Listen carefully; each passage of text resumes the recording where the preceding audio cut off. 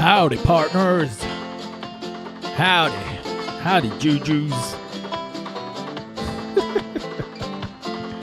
Howdy.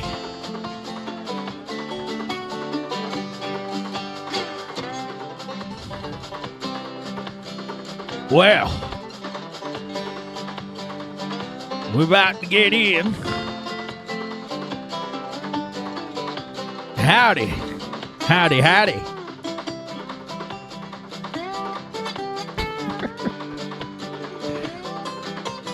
Get in. Hey, Habitual. Welcome. I'm good, thank you, Dr. Rowe. We're celebrating 250. 250 years, folks. God damn it. 250. Let's go. Yee-hoo.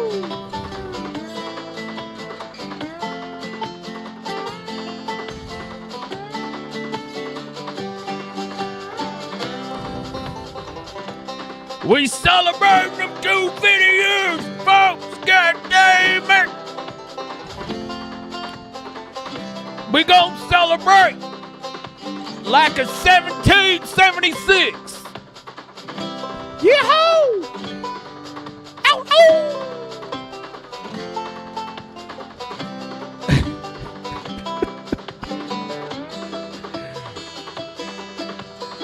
That's the whole point, Sable. We gonna celebrate like a 1776, folks. I want to be a good boy.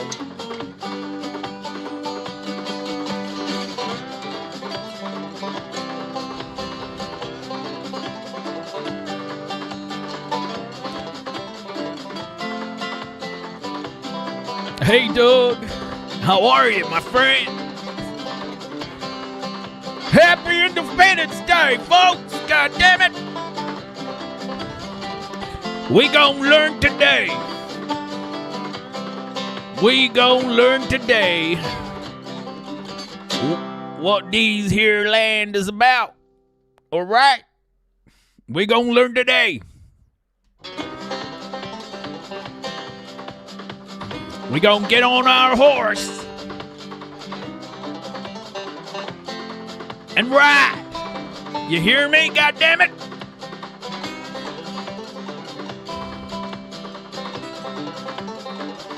We gon' learn. We gon' take it all the way back. 1776.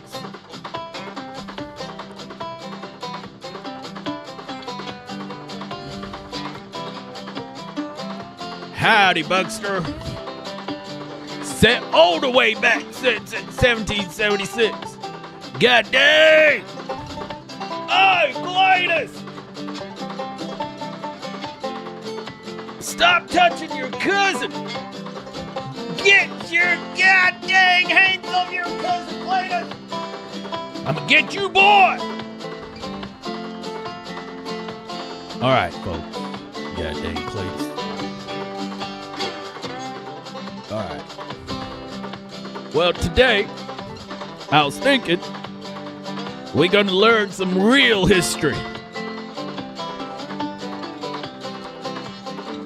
You know, some people call me a racist. God dang right. I'm a goddamn racist. How we got them blacks working in offices and shit?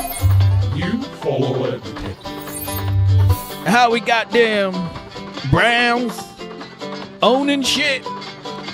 The fuck's going on? What the fuck's going on?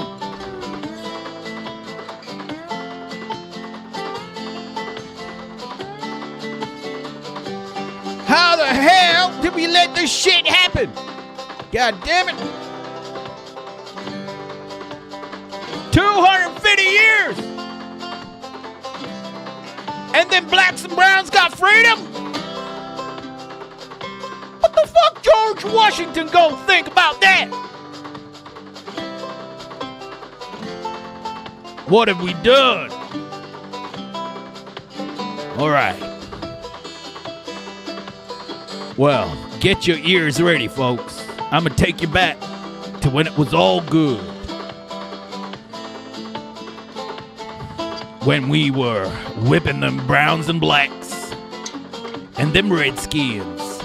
Yeehaw! Let's learn some real history. Real deal. Uh-huh.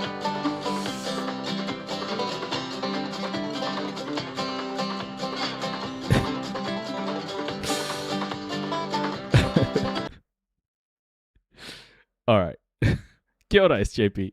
Welcome, everyone. Well, that was an intro. How's everybody doing? That was an intro. 250 years. Do we need condoms in 250 years?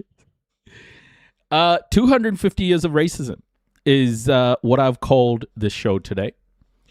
Because, yeah, you know, I just feel like there's too much celebrating going on in America. Too much.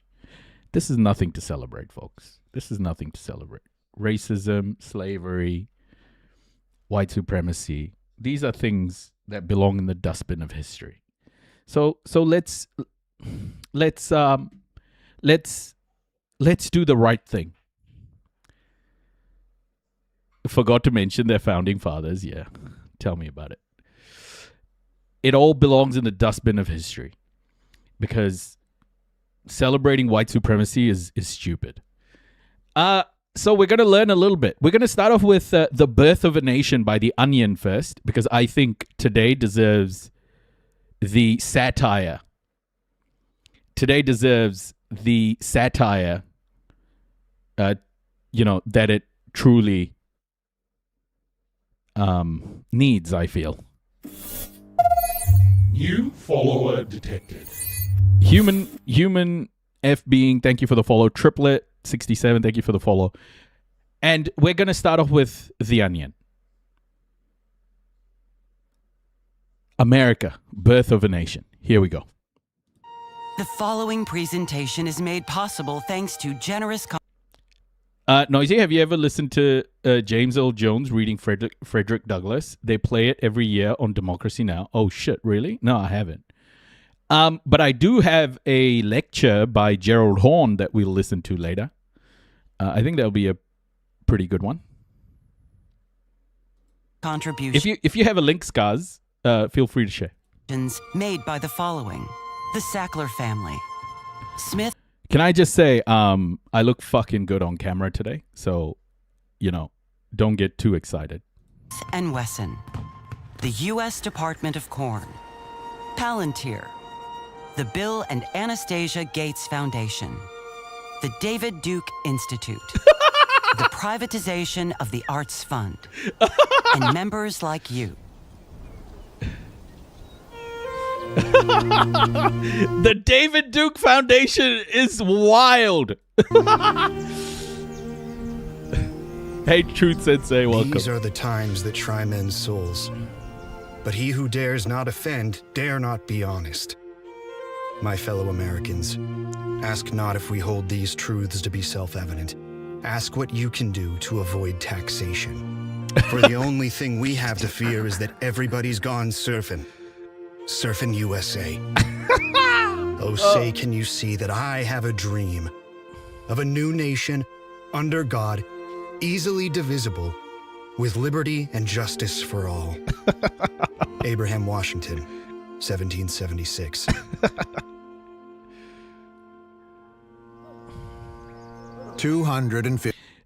Just warning that this may offend Americans, this show today.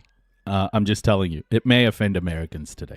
50 years ago, a group of illiterate men would gather in these hallowed halls to scribble down what historians can now only assume were words. Words that would one day be assigned meaning. Words and pictures. Pictures mostly. That would serve as the founding principles for a grand new experiment that would forever change the course of human history. An experiment that would produce a monstrosity so powerful, it would soon be known to the whole world by just one name.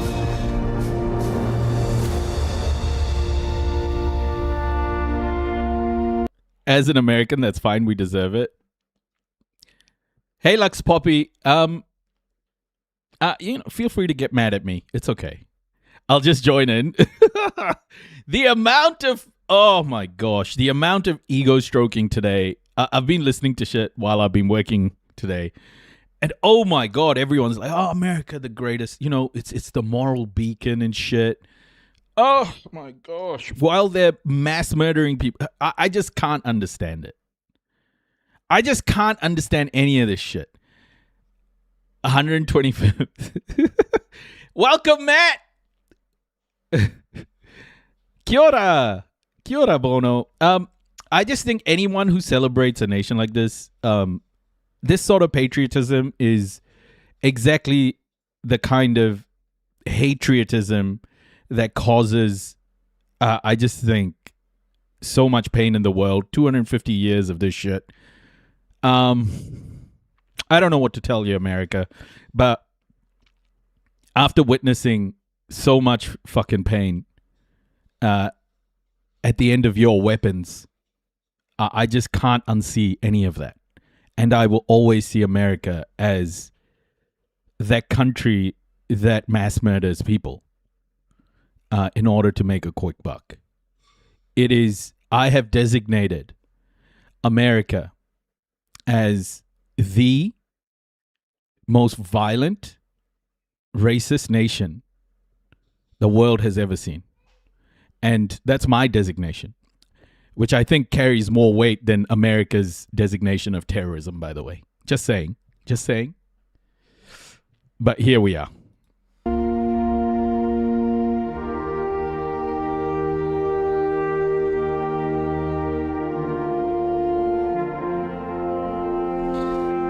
So you're saying America is number one? Even more than the UK?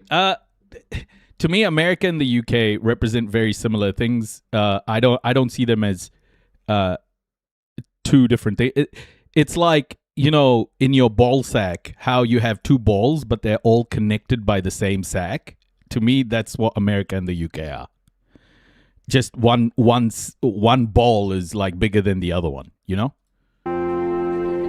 More than 100 years after the Pilgrims boarded the Mayflower and embarked on their search for the religious freedom to praise Allah, American colonists began a search for freedom of their own. Tensions had begun to rise between the colonies and the British after a series of repressive parliamentary statutes. The Currency Act, the Stamp Act, and most of all, the Biscuit Act. The Biscuit Act ordered the American colonists to fall in line with the British and begin referring to all cookies as biscuits. The colonists were infuriated. These acts are an egregious display of tyrannical rule. You want us to say chocolate chip biscuit? That is not what biscuits You praise God and elect a pedophile as your president. are. Biscuits are fluffy bread you can eat for breakfast and put gravy on. Sorry, I was just answering someone who said we praise God. I would sooner die the shameful, violent death of a coward than put gravy on a snickerdoodle. Samuel Adams. Americans hate calling things a different name than what they want to call them, and being forced to do so sparked outrage throughout the colonies. The flame Hey, Omar. was lit. Early acts of insurgency against the British were underway, but not all would be successful. You're not saying that America's perfect? Like, I don't know what scale you're measuring America on, but America is by far, in modern history anyway, the most evil mass murdering nation in the world. Like, it's not that there are good people there. It's just what your tax dollars are used for. And your consumerism drives it. So think what you want to think, man. Like, I don't think perfect in America should ever be used in the same sentence. The Boston Water Party was an Even if you're saying it's not perfect. attempt to upset the British rulers. On November 14th, 1773, the Sons of Liberty decided that, as an act of protest, they wanted to dump something in the Boston Harbor. But all they had was water. They snuck onto British ships and dumped barrels of their own water into the harbor, which was, of course, already full of water. Plus, it was their harbor, and the British cargo was all right there. They just hadn't put two and two together yet. Late in the evening, my guard company was alerted to a commotion in the harbor. We rushed over, only to find drunken colonists dumping barrels of water over the bow. Hey, Hussein. They appeared to be their own barrels that they brought from home. I suppose. Why do so many people want to come here? I think it was false advertising, but I think you're gonna hopefully see that change, and people start seeing America for what it truly is, an imperialist nation that's economy is driven by through the suffering of others. You know. I think it continues to create hell on earth, and it's time for the world to call it out. It was intended as some display of defiance. We just let them go until they tired themselves out. Lieutenant James Kensington. Not their best effort. Realizing the idiocy of their pathetic descent, efforts were made to form a more unified front. In 1774, the First Continental Congress united the colonies for what they believed would be an oncoming war. All colonies were present but one. Georgia had originally been established as a nudist colony, founded on the principles of freedom, comfort, and letting it all hang out. These Georgians seem to feel... Is this? Hold on. Is it? Oh my gosh! Wait. Is this against community guidelines? Body. Nakedism. Oh shit! This dick. What am I gonna do? Appear content to let their Is this various terms of genitalia service? sag freely. It's weird. Thomas Jefferson. Delegates from South Carolina would demand assurances Georgia would at least bring towels if they were to sit on the furniture. Unity was fleeting. It would take a man of historic magnitude to bring all the colonies together once and for all. When I was selected as the commander of the Continental Army, many were skeptical of Georgia's inclusion. They make me uncomfortable. They're always trying to give people massages. But as the leader I was, I said, the revolution needs every man. The Japanese used to punish people for the heinous crime of not bowing low enough by cutting their freaking heads off. White American men are not even close to the worst ever creature. I don't know. I think you're pretty wrong about that. Bare-assed as he may be. Yo, Kappa Man, even welcome. the sound of scrotum slapping against thigh can serve as the drumbeat of freedom. Georgia's freaky-ass colony. Genghis Khan raped the most women ever. See, this is... I'm not sure what you're saying, human being. I think you gotta look at...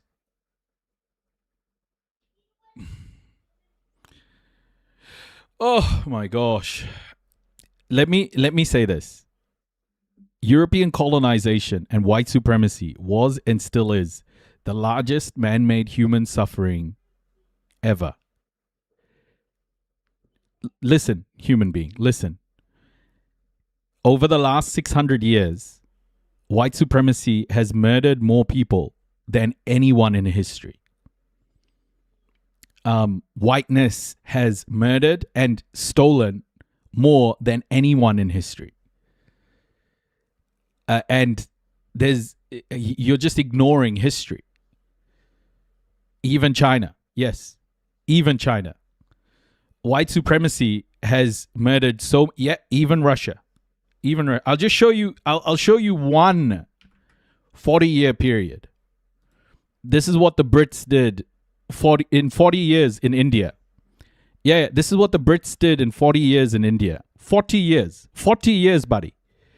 How British colonialism killed 100 million Indians in 40 years. Between 1880 and 1920, they starved so many Indian people to death. This is the British Raj. This is 100 to 165 million. 100 million is a conservative number. King Leopold, and this one event claimed more lives than all the famines in the Soviet Union, Maoist China, and North Korea. Okay, just one 40-year period. So I don't know who you are, human F being, but you're factually incorrect. There is nothing that has caused more human suffering than white supremacy and European colonization. Nothing. Colonists would join the fight. And on April 19th, 1775, just as it was scheduled in the calendar, the War for Independence officially began. Yeah, European colonization was based on white supremacy and Christian patriarchy. So, yes, the church included.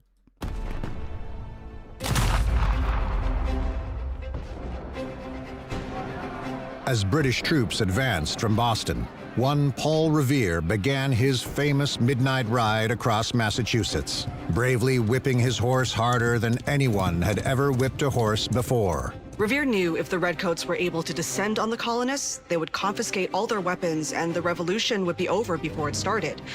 Not just old churches, buddy. Like, literally, there's something called the Doctrine of Discovery. You should read that. That was the Pope basically saying you can go steal and murder people all around the world. So the European colonization was greenlit by the church itself. So, yeah, I mean, whichever dimension you look at, European colonization is the largest man-made human suffering ever. Nothing comes close. White supremacy and European colonization. So he really beat the living hell. Dude, I was born white and I was born male. I didn't do shit to anyone. Bro, what the fuck is... Oh, the snowflakery, folks! Out of that horse. The British are coming! The British are coming! Come on, you son of a bitch! Whipping a horse was common at the time, but this was something else. A man rode in late at night, absolutely wailing on his horse. I mean, just going to town.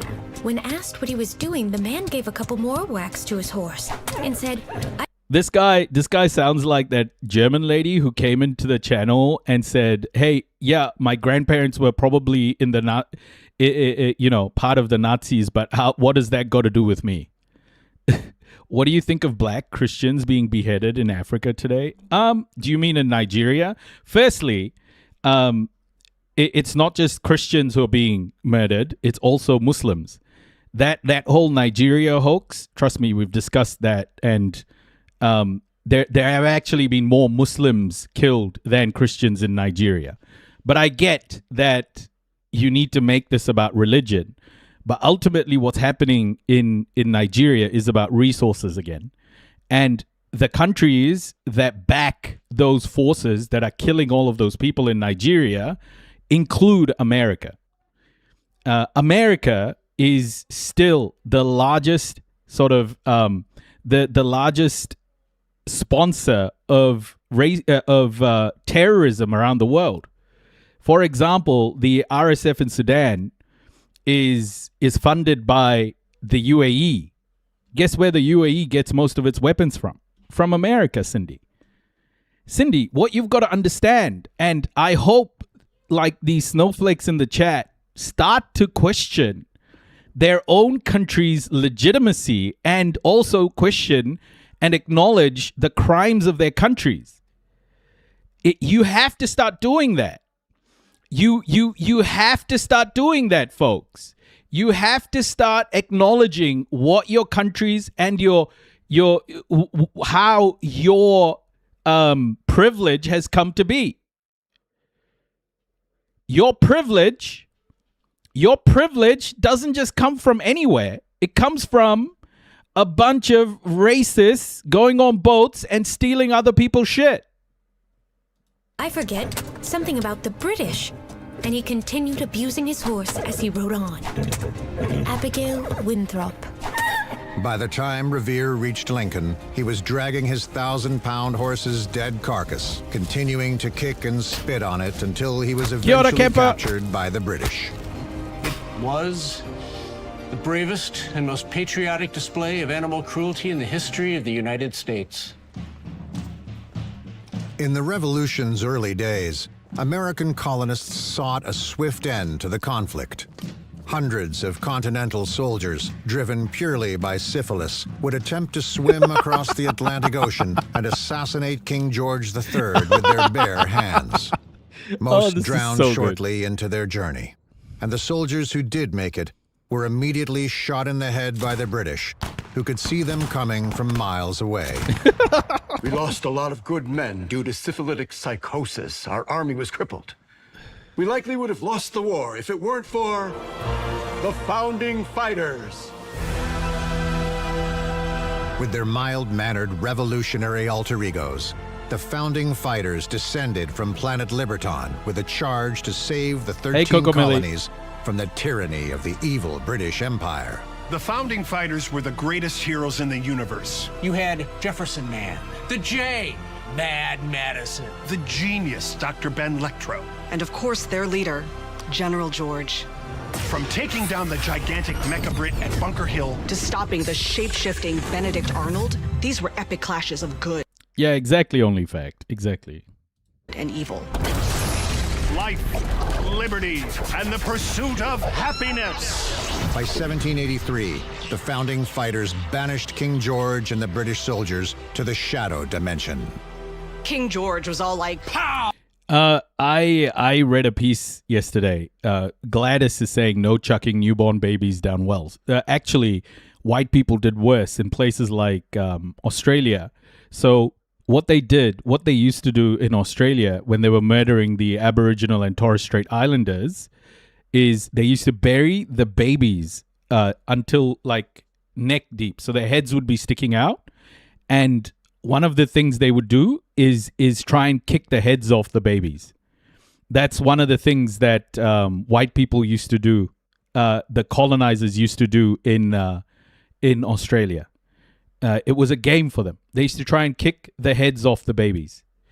They've done grotesque shit. Like, you can't just deny. And they continue to do it. Oh, and so the founding fighters used their justice cubes, and they were all like,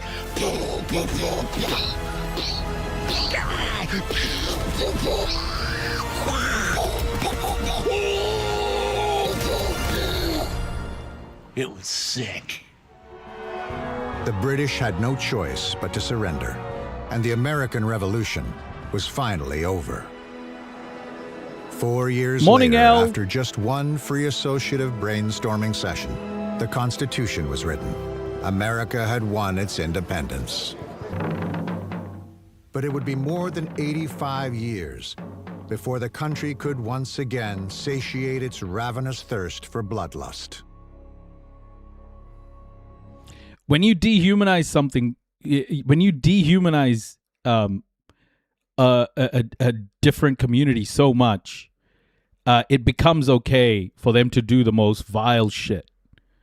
Okay, and what Europe has done, and this is why Europe is right now shitting bricks, is because they tried for hundreds of years to use propaganda to make people forget, but it hasn't worked. And what Palestine has done is bring all of that up to the surface, and people just aren't going to let go, because we know what's happened. We know what's happened, and we're learning. It's one of the largest. It is the largest man-made human suffering in the history of the human race, and we should never forget it.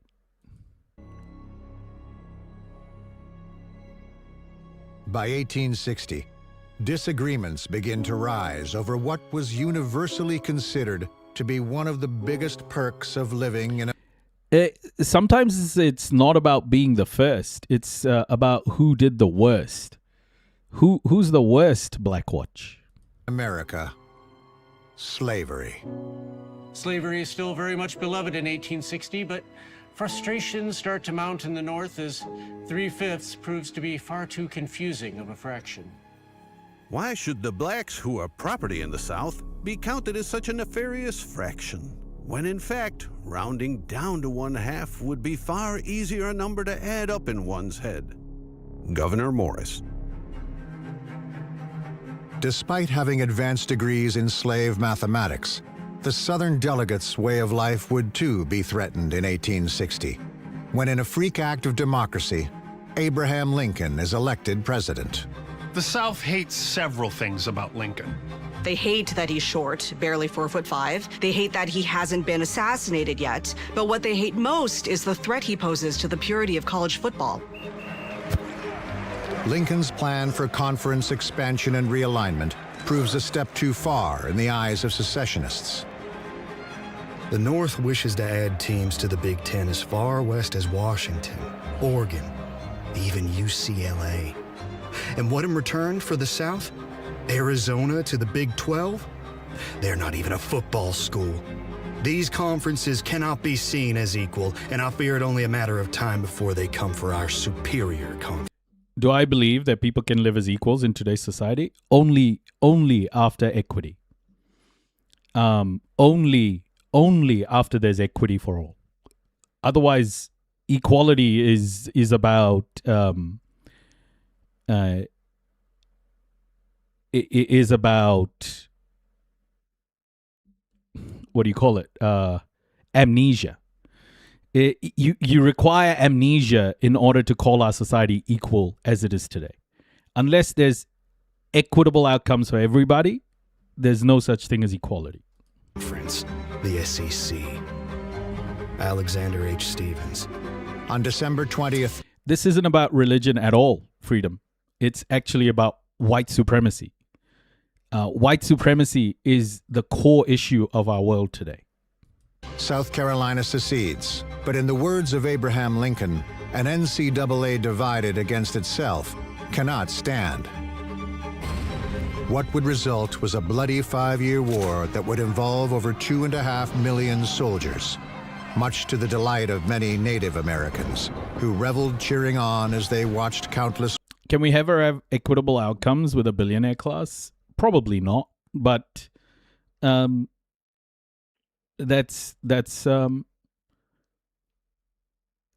important thing. Like, how can we with a capitalist structure like this today ever have an equitable future for all?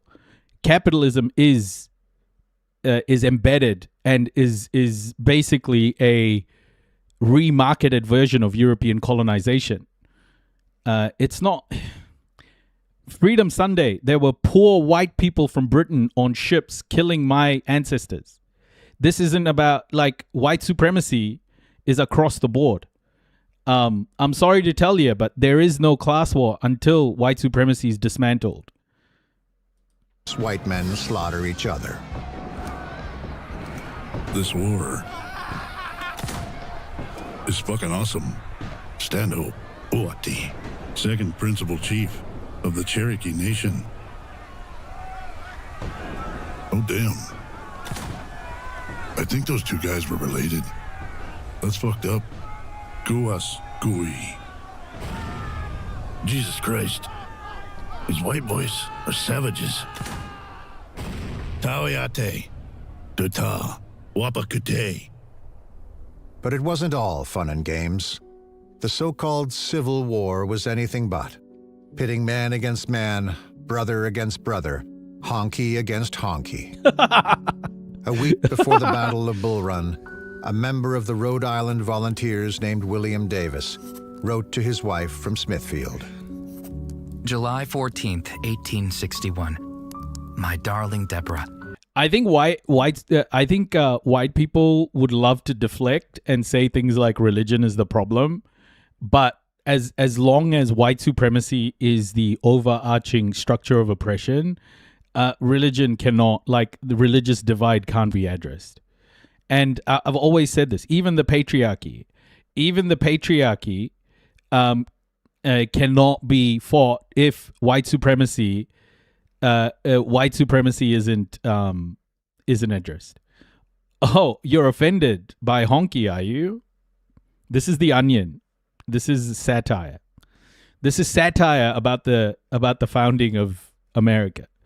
By the way, today is probably going to piss off a lot of Americans. Just so you know, 250 years of racism should be made absolutely clear that it shouldn't be part of our world. I write to you from the None of this shit should be celebrated. front lines of battle. But while the war may be lonely, my heart is full. For I have met the most incredible man. His name is Clarence. Yours, William. Not at all. Not at all suppressing women. I'm just telling you that where was white feminism when as Palestinian women are being bombed in Gaza, right? If I look at your profile, Freedom Sunday Vibe, how many videos do you have about the plight of Palestinian women on your timeline? I mean, you talk about suppressing women. How many videos do you have about the genocide killing tens of thousands of Palestinian women? If I go onto your timeline right now. 1 week later, Deborah writes back. Hello, my darling. I miss you deeply. Every night I lie awake in fear you will be killed. Yeah, especially those Iranian girls that America bombed. You know, those Iranian children, the 160 children, the girls that America bombed and killed, those girls too. From your point of view, how do you see a Christian country? I don't see a Christian country. That's theocracy. I don't like theocracy anyway. Forever yours, Deborah. P.S. Who's Clarence? July 21st, 1861. My darling What's my take on Israel? I think it's a genocidal, apartheid, racist state. Ethno-supremacist state. I believe in a one-state solution where everyone has equal human rights from the river to the sea. Until then, does Israel have a right to exist? Not as a genocidal apartheid racist state. Run by who? Well, the people who own that land. Deborah. Why, Clarence is my sergeant. You would love him. He has broad... The real owners of that land. When Europeans colonized it, you know? Land back. Land back. Strong shoulders like an ox, yet hair as soft as goose down. The women here fawn over him, yet he shows no interest. And man, can he play the fife. Still yours, William. That's nice, darling. The children, however, are growing restless. We expected you home 2 weeks ago. No. You see, you lady, are the typical American who I think, you are the person who thinks that Zionism is taking over the world. I'll tell you why you do this. It's because you want yourself to be the victim so bad. You want America to be the victim so bad so that you don't have to acknowledge America's involvement in these crimes. Well, are you from Europe? Are you from Europe or the UK? No, you want to be the victim. You really want to be the victim so bad that you will say things like Zionism controls the world. August 15th, 1861. Sorry, Deborah. Still super busy at war. Clarence has improved my bayonet work tenfold, sliding the solid shaft in and out, to ensure the task is satisfied. I've sent a photograph. Doesn't he have the best? There's no such thing as racism against white people, bro. Like literally, the whole concept of racism was because whiteness made every other skin color subordinate to whiteness. That's what racism is. Unless and until white supremacy is dismantled, racism will continue to exist. Best sense of style. Woman-like, yet still very much Man.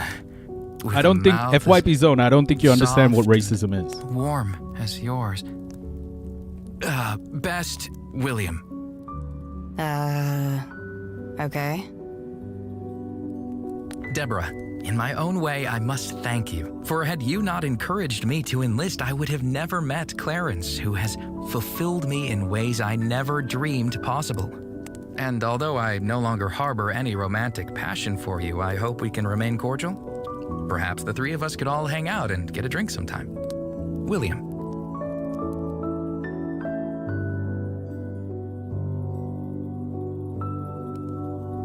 August 18th, 1861. My darling Deborah, Clarence has been killed by the Confederacy. His beautiful head crushed by cannon fire. War is hell. About my earlier correspondence, maybe we just forget about all the things I said? I think I'll return home now. Yours again, William. On August 21st, William Davis died of cholera contracted from a battalion-wide orgy. 1 in 6 soldiers would die this way. The problem is these people don't understand what racism is. Racism is about power. It is a structure of oppression. It is the ability to turn hate into policy. And that ability to turn hate into policy is not something I possess. It's actually the structure of oppression that we live with, the overarching structure of oppression that we live in today. Is predominantly a white supremacist structure. It's not racism to call it out. It's not racism to call that structure out. Racism is about power. That's what you got to understand. And when the Portuguese started doing this in the mid-1400s by calling blackness as beasts without morals, that's when it started. Because that was the first time when a country, Portugal,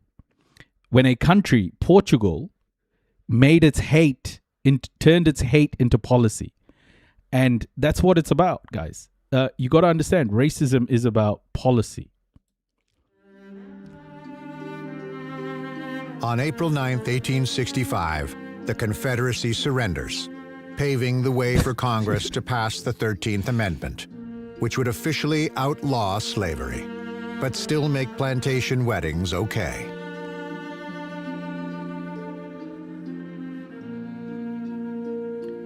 It's not just about owning your part. It's also about dismantling the systems that policy created that exist today. And it's not just acknowledging it. It's using that privilege.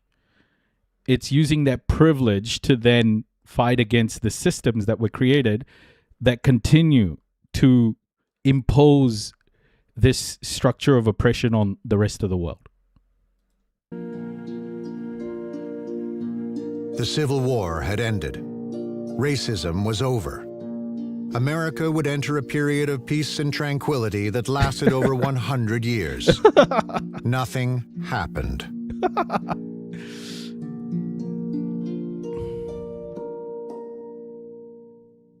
Yeah, whiteness created race theory, and whiteness continues to uphold it through systems of oppression. Until...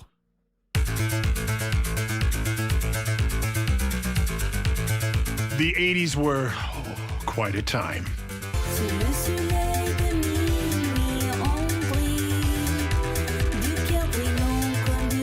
What you have to understand is, in the 1980s, the documentary was king. The decline of Western civilization. Thin blue line. Koyaanisqatsi, we were absolutely eating. The nation demanded nonfiction cinema like it never had before. We've got a few snowflakes in the chat, eh? And the unabashed king of the form was none other than Ken Burns. Ken Burns. Ken Burns. Ken Burns. Ken was the man. We first met when he brought me on to do reenactments on his first dock, Brooklyn Bridge. He told me, "You and I are going to the top, man. We're gonna burn this fucking city to the ground." No one was slow panning like Ken Burns. No one was soft-lighting photos like Ken Burns. This motherfucker was telling execs to their faces that he wanted actors to read old letters out loud. You didn't do that at PBS. He did a doc on Thomas Hart Benton. Everyone was asking, Who the fuck is Thomas Hart Benton? By the end, you knew who the fuck Thomas Hart Benton was. Burns was unequivocally the fucking king of documentaries, man. And he knew it. Then came Civil War. Civil War took everything to another level. I was in 2 episodes of CW, I think. Oh yeah, I was in CW. Did a whole bit on chattel slavery.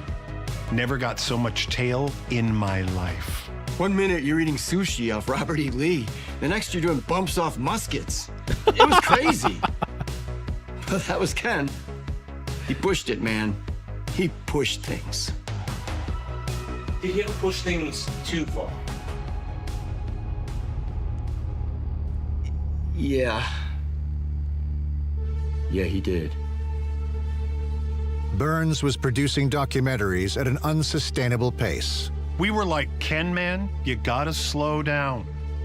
But he just kept talking about doing jazz.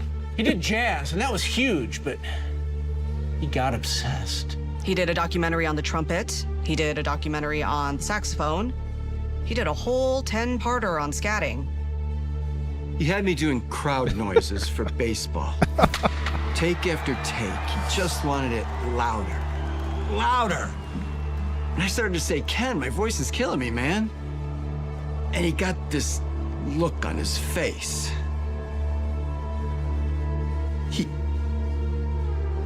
He grabbed me by my hair and spit right down my throat. And he said, "Is that better?"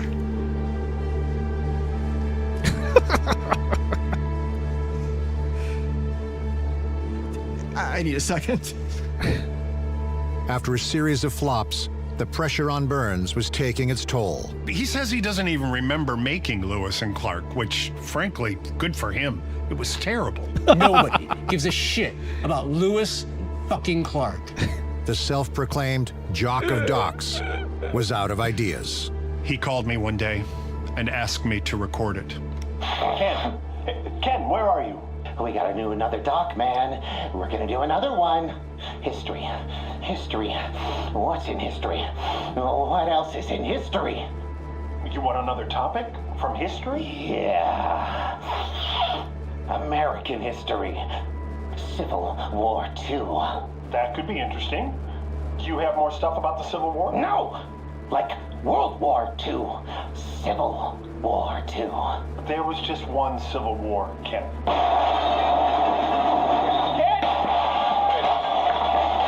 Play nice with me, Ken. We'll make our own war. A new war. Ken, what's going on? Ken, are you all right? Ken Burns needs a new war! Jesus. That was the last time we ever heard from him. When was this? September 10th, 2001. Oh, shit!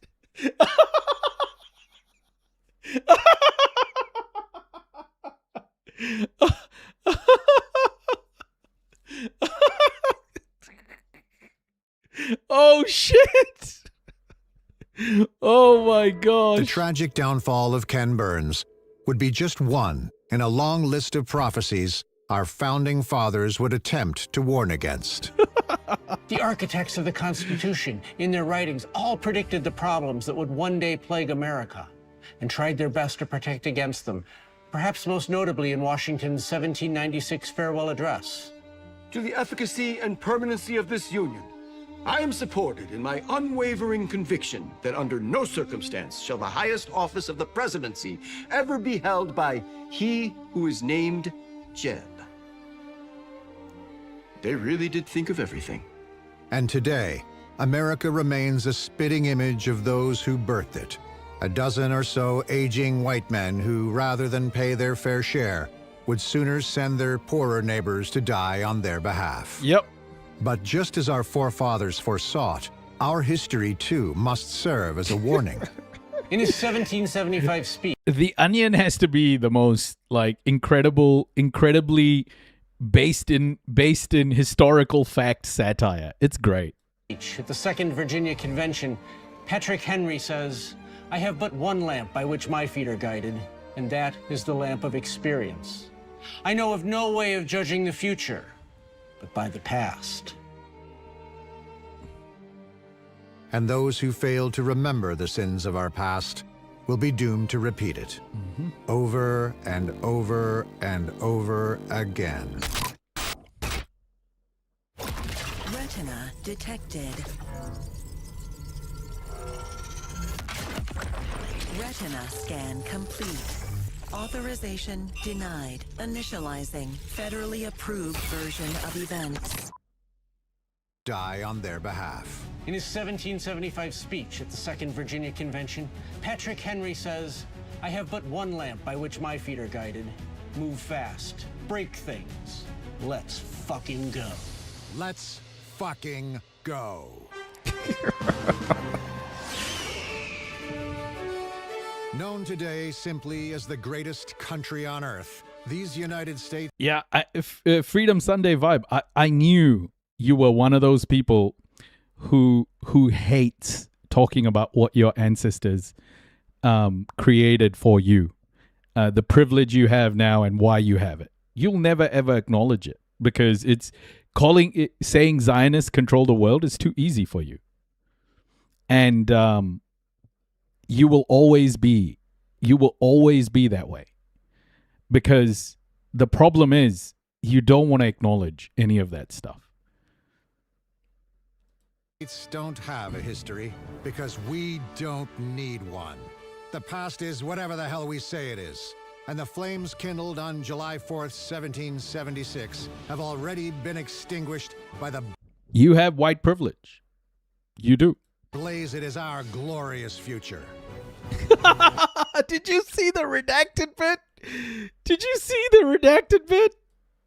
Extinguished by the blaze. It is our glorious future.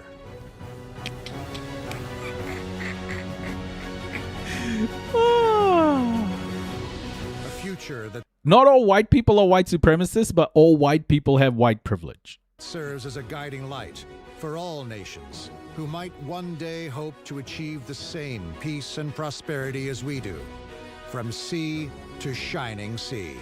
So say goodbye to yesterday and hello to America, the land of the free and the home of the brave, now and forever.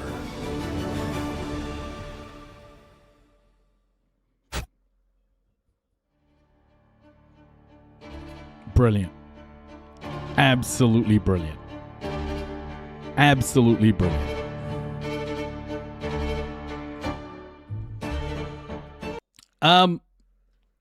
Okay, so there are a few people in chat going, "Can you explain to me why I have white privilege?" I'll give you a quick synopsis of or a quick summary of why you have white privilege, okay? Let me just find what I'm looking for here, and I will show you, and I will educate you about your white privilege.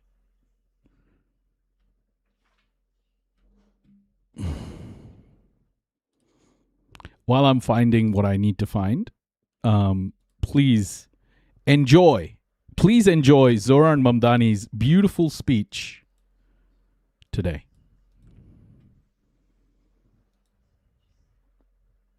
I'll explain it to you. Good morning. Do you want to learn? My fellow Americans. Season after season, year after year, the tides have come in and out of New York Harbor. Long before the name New York had ever been spoken, Lenape dugouts crossed these currents. It was on these waters that tall masts crested the horizon, captained by explorers like Verrazano and Hudson, after whom we've named our bridges and rivers. And ever since, ships full of travelers weary from long journeys have passed through the There's narrows, a lot of white privilege. the winds of the Atlantic at their backs. When those passengers lifted their heads to glimpse what lies just beyond the waves, what did they see? They saw land, lush and teeming with life. They saw men waiting at the docks to take them into bondage. They saw tenements rife with squalor. They saw industry rumbling with activity, steam and smoke rising, a city on the move. They saw a towering monument to freedom, her torch glowing worldwide welcome. They saw New York City. They saw America. Tomorrow, our nation marks 250 years since we declared our independence. 250 years of a grand experiment in self-governance, an experiment so audacious that some in 1776 doubted it would last more than a few years, let alone a quarter of a millennium. From Lexington to Los Angeles, Selma to Seneca Falls, Morrisania to Midwood, Americans will come together for a day, just as we do each year. Families will gather around the grill. Fireworks will fill the night sky. This will be no ordinary day of celebration. 250 years presents a rare opportunity for more than 340 million people to turn together, both towards one another and towards ourselves, to take measure of who we are as a nation. When we look at America... We'll come back to this. I'm going to explain very simply what white privilege is, okay? Very simply. This might be a little hard. This might be a little hard for people to sort of fathom. This is the IMF's 2025 release or 2025 release of GDP projections around the world. Okay? Yeah, I'm going to tell you K25. This is the IMF's GDP projections. And you will see two blocks here. You'll see two blocks. You will see advanced economies and you will see emerging markets and developing economies. Okay? And what you got to understand is the IMF itself, which is how loans are given out to nations, and how to structure in how the world is structured. The IMF plays a core part in global economies. And there's a reason why the IMF has divided the world into advanced economies and emerging markets and developing economies like this. If you map this out, so in the advanced economies, it's the West and Western allies. So Japan, for example, Western ally. Post World War II, got bought into the G7. Every single other country in the emerging market section is what would be called the global South, right? And the world, the IMF has not changed this model of the world since it was established in 1945. And the IMF was built by colonial powers. And race is not the reason. Stability is one reason. This, bro, is science. What? Bro, just listen. Just listen.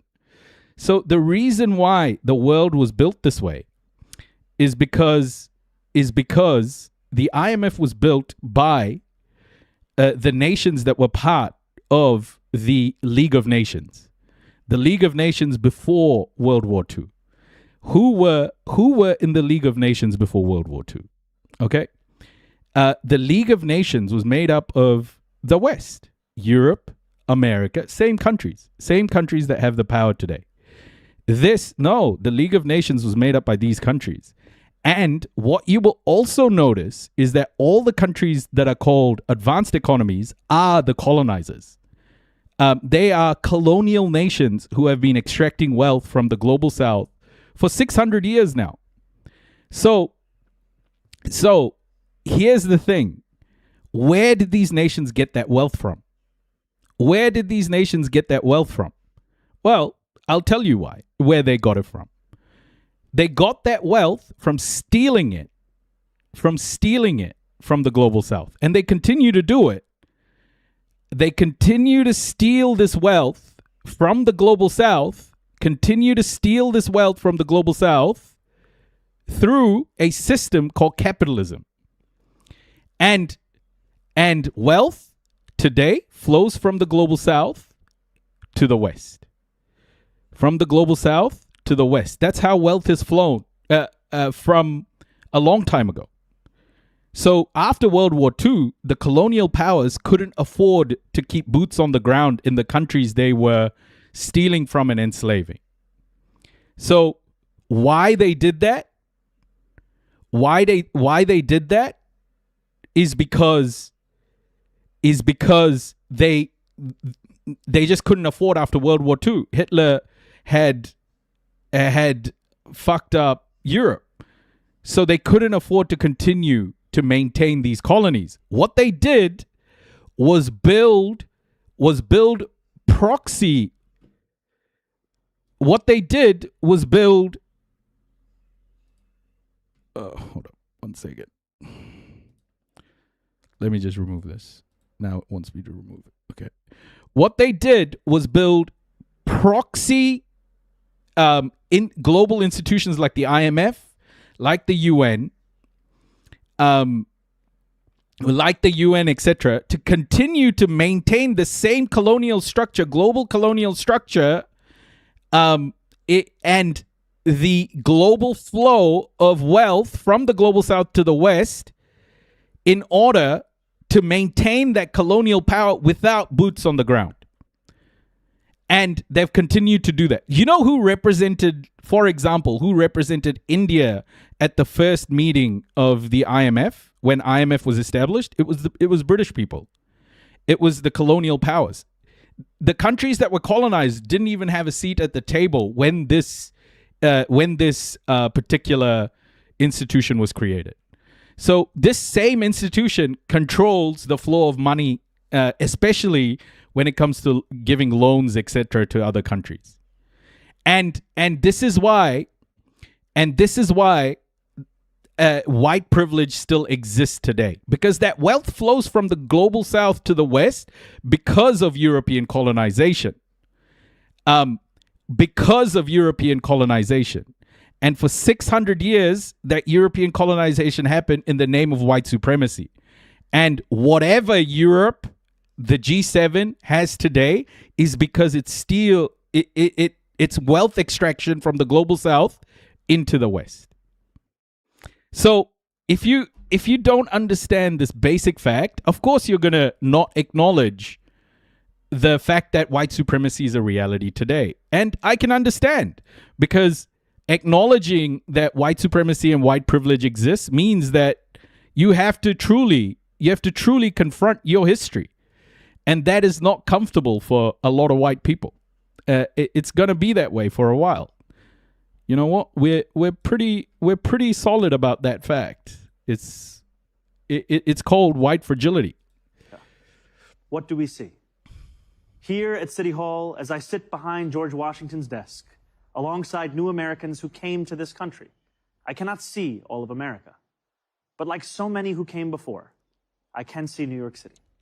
The city I see today looks very different than the one that greeted George Washington. In July of 1776, our city simmered under the yoke of oppression. The British had imposed a colonial rule so repressive that 250 years ago. Blackwatch, you're completely construing what I'm saying. European colonization was and still is the largest man-made human suffering ever. I'm not saying other people didn't implement man-made suffering, but it was European colonization that was and still is the largest man-made human suffering ever. The largest, by far, on every dimension. 80 miles south, a small group of newspaper editors, farmers, and soldiers signed their names on a document declaring truths that feel self-evident now, but were revolutionary then, establishing the ideals our nation still strives to fulfill. The British did not take it well. War broke out. Hold up. We got a few snowflakes in the chat. So you guys can watch this. This is actually pretty good. This is a really good summary of European colonization. And we can all watch this. Let's go.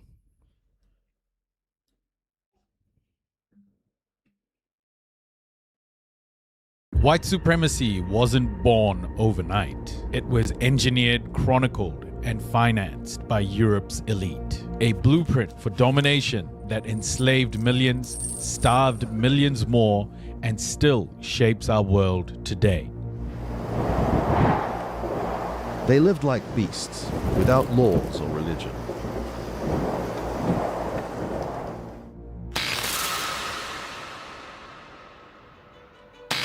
Before the 15th century, people divided the world by faith, class, or empire, not race. A Muslim scholar in Timbuktu might outrank a European noble. Difference existed, but it wasn't fixed in skin. The only difference between one man and another is knowledge.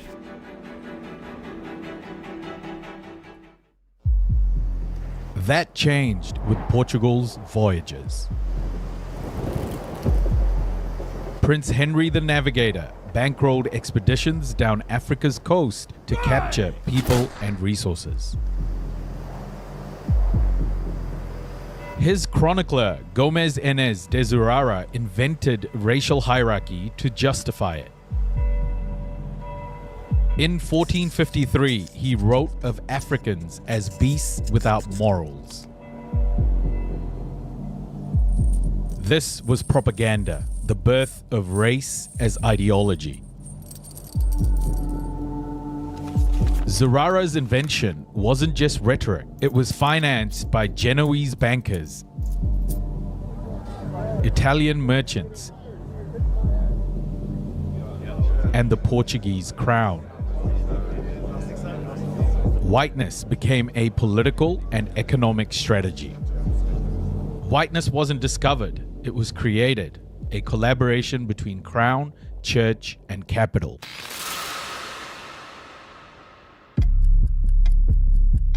Between 1525 and 1866, more than 12.5 million Africans were forced onto slave ships.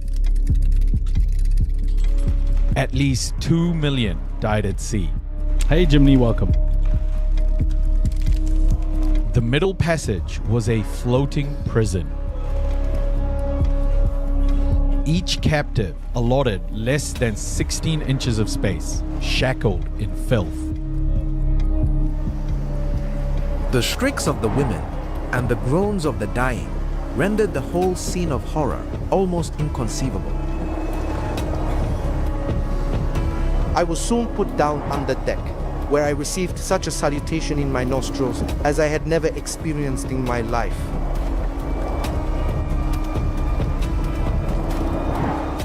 They used the whip so cruelly that I could never forget it.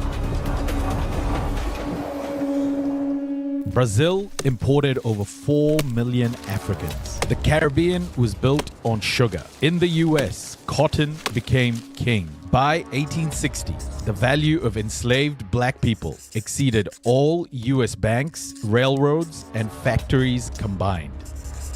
Slavery wasn't an accident. It was the foundation of modern capitalism. Britain outlawed the slave trade in 1807, slavery in 1833. The US abolished slavery in 1865. These are told as moral triumphs, but they were economic strategies. Slavery was not abolished because it was immoral, but because it was unprofitable.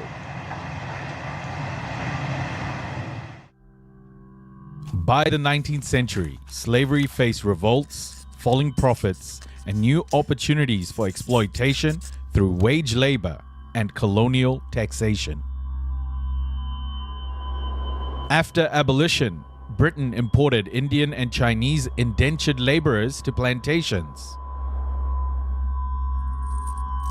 In the US, black codes and convict leasing recreated slavery under new names. In Africa and Asia, colonial powers imposed forced labor systems. Exploitation never ended, it evolved.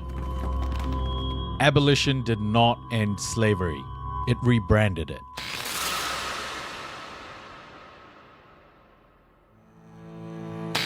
From 1885 to 1908, Leopold II ruled the Congo as his private rubber empire. Villages that failed quotas were burned. Soldiers cut off hands as proof. By some estimates, 10 million Congolese died. I stand here with the hand and foot of my child, murdered because I failed to bring rubber.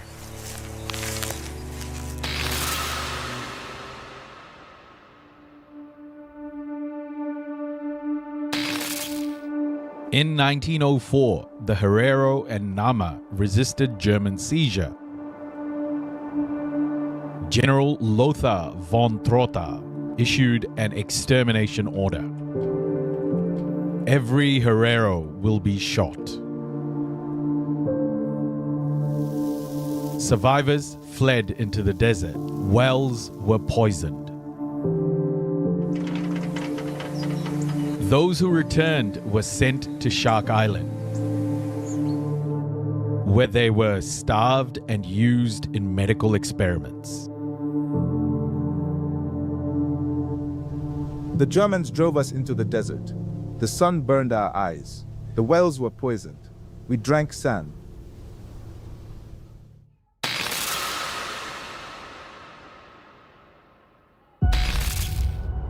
Between 1880 and 1920, up to 100 million Indians died in famines created by colonial policy.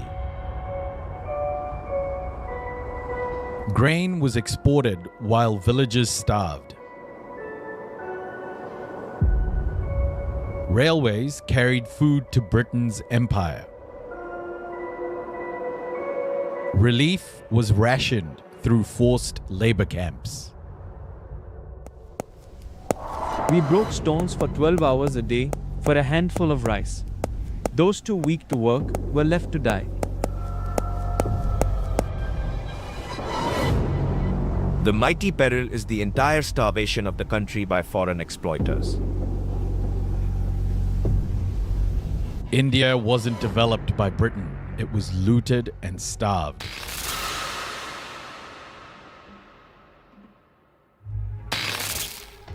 The Holocaust is often told as Europe's rupture, but it was continuity.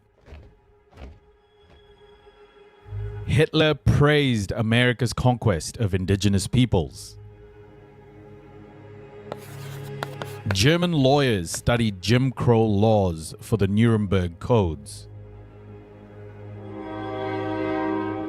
Yet when Jews were deported, Europe looked away. The American Union conquers with ruthless determination. It is to the Germans that America owes its existence. I reported that Jews were being sent to their deaths. Allied leaders knew. They did not act.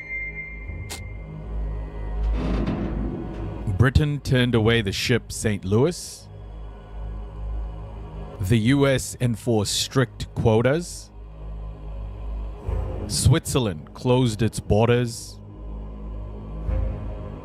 Soviet officials prioritized strategy over lives.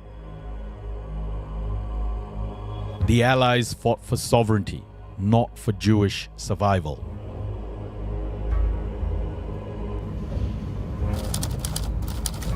To admit large numbers of Jewish refugees would be politically impossible. The Holocaust was not rupture. It was Europe's colonial blueprint turned inward. Zionism predates World War II. In 1896, Theodor Herzl wrote The Jewish State, calling for the colonization of Palestine with European support.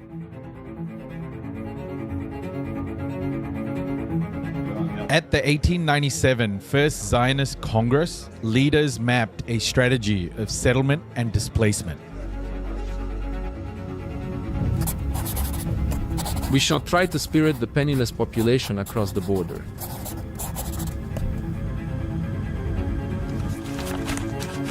In 1917, Britain issued the Balfour Declaration, promising a national home while ignoring the people who lived there.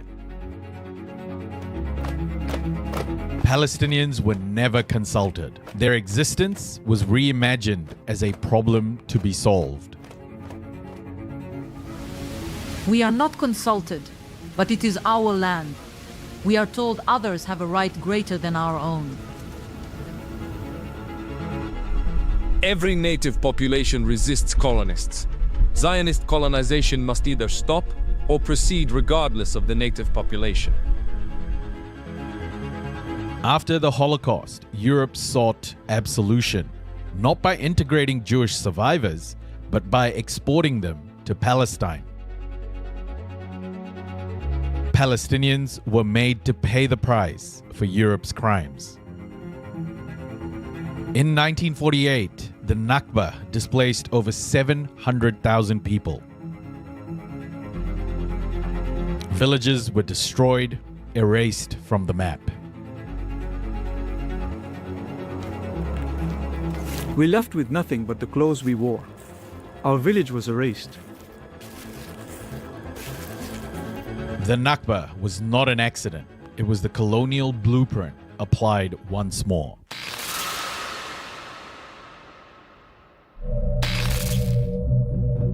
British rule reshaped Indian society through census and racial theories. Communities were flattened into rigid categories. This colonial engineering became fertile ground for Hindutva. In 1923, V.D. Savarkar published Hindutva, Who is a Hindu? He borrowed from European racial nationalism, belonging defined by blood and soil. Muslims and Christians were cast as outsiders. A Hindu means a person who regards this land as his fatherland as well as his holy land. Savarkar admired Italy and Germany. The RSS modeled itself on European fascist militias.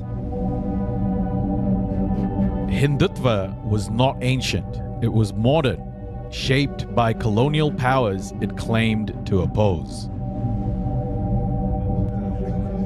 When religion is used for political ends, it becomes a source of strife and reaction. Hindutva is not India's tradition, it's Europe's gift, the blueprint of supremacy, transplanted and weaponized. White supremacy was not a belief. It was engineered as the world's operating system, and it still is. It enslaved millions, starved millions more, and justified extermination. From Africa to India, Auschwitz to Palestine, its blueprint still shapes who belongs and who is erased. The Congo, Namibia, India, the Holocaust, Palestine. Different times, different continents, one system. Supremacy without borders. In our next episode, we'll trace how Zionism reimagined Jewish identity into a settler colonial project. And okay. Okay. So thank you. So like the thing that people do about the last 600 years is people will go, oh, this happened, but, you know, the Ottomans were worse. Oh, yeah, you know that thing that happened in Congo? Well, Hitler was worse. Or, you know that thing that happened in Namibia? That was nothing compared to the Mongolians, right? But the thing is, those things that happened weren't separate. These were part of the same structure of violence and oppression, and with its foundations paved on white supremacy and Christian patriarchy. This is European colonization. There's a reason why it's called European colonization. It was a coordinated assault on indigenous populations around the world who weren't white. And when you take European colonization holistically, when you look at it holistically, there is nothing that comes close to the human suffering it implemented and continues to implement today. There is nothing that comes close. Think about all the arbitrary lines drawn that are fought for today. Think about all of the wealth extracted and centralized in Amsterdam and London, and now in New York. Like this is a system that continues to be our operating system today. It hasn't gone anywhere. They just figured out that they can continue to do it through proxy organizations like the IMF, like the World Bank, like the UN. They're all built by the colonizers. What do you mean Christian has nothing to do with this? Go read the Doctrine of Discovery, K25. It is created by the Pope at that time. Christianity is embedded in all of this. Christianity and white supremacy. You cannot disconnect the two when it comes to European colonization. It still is. I mean, look at America right now. It's a white Christian nationalist movement. So all of those people who don't understand the role of white supremacy in the world today are people who tend to fragment, who tend to divide these events into smaller events that happen around the world. But European colonization was a coordinated effort to extract wealth from the global south. Okay? That's what it was. And ultimately it comes down to that is what white privilege is created from, that structure. White privilege is created from that structure, and it continues to exist today. Okay, let's listen to this speech. I want to listen to Zoran Mamdani here. Let's go. Good morning, my fellow Americans. No, you are privileged. You are privileged. I'll tell you exactly how you are privileged. You're not from America, right? So if you're walking on the street today in America, and there is a brown Mexican person walking on the other side of the street, and ICE drives by you. I'm talking about ICE, the immigration people. Who are they going to put in their van? Freedom Sunday vibe. Who are they going to put in the van? Who are they going to question?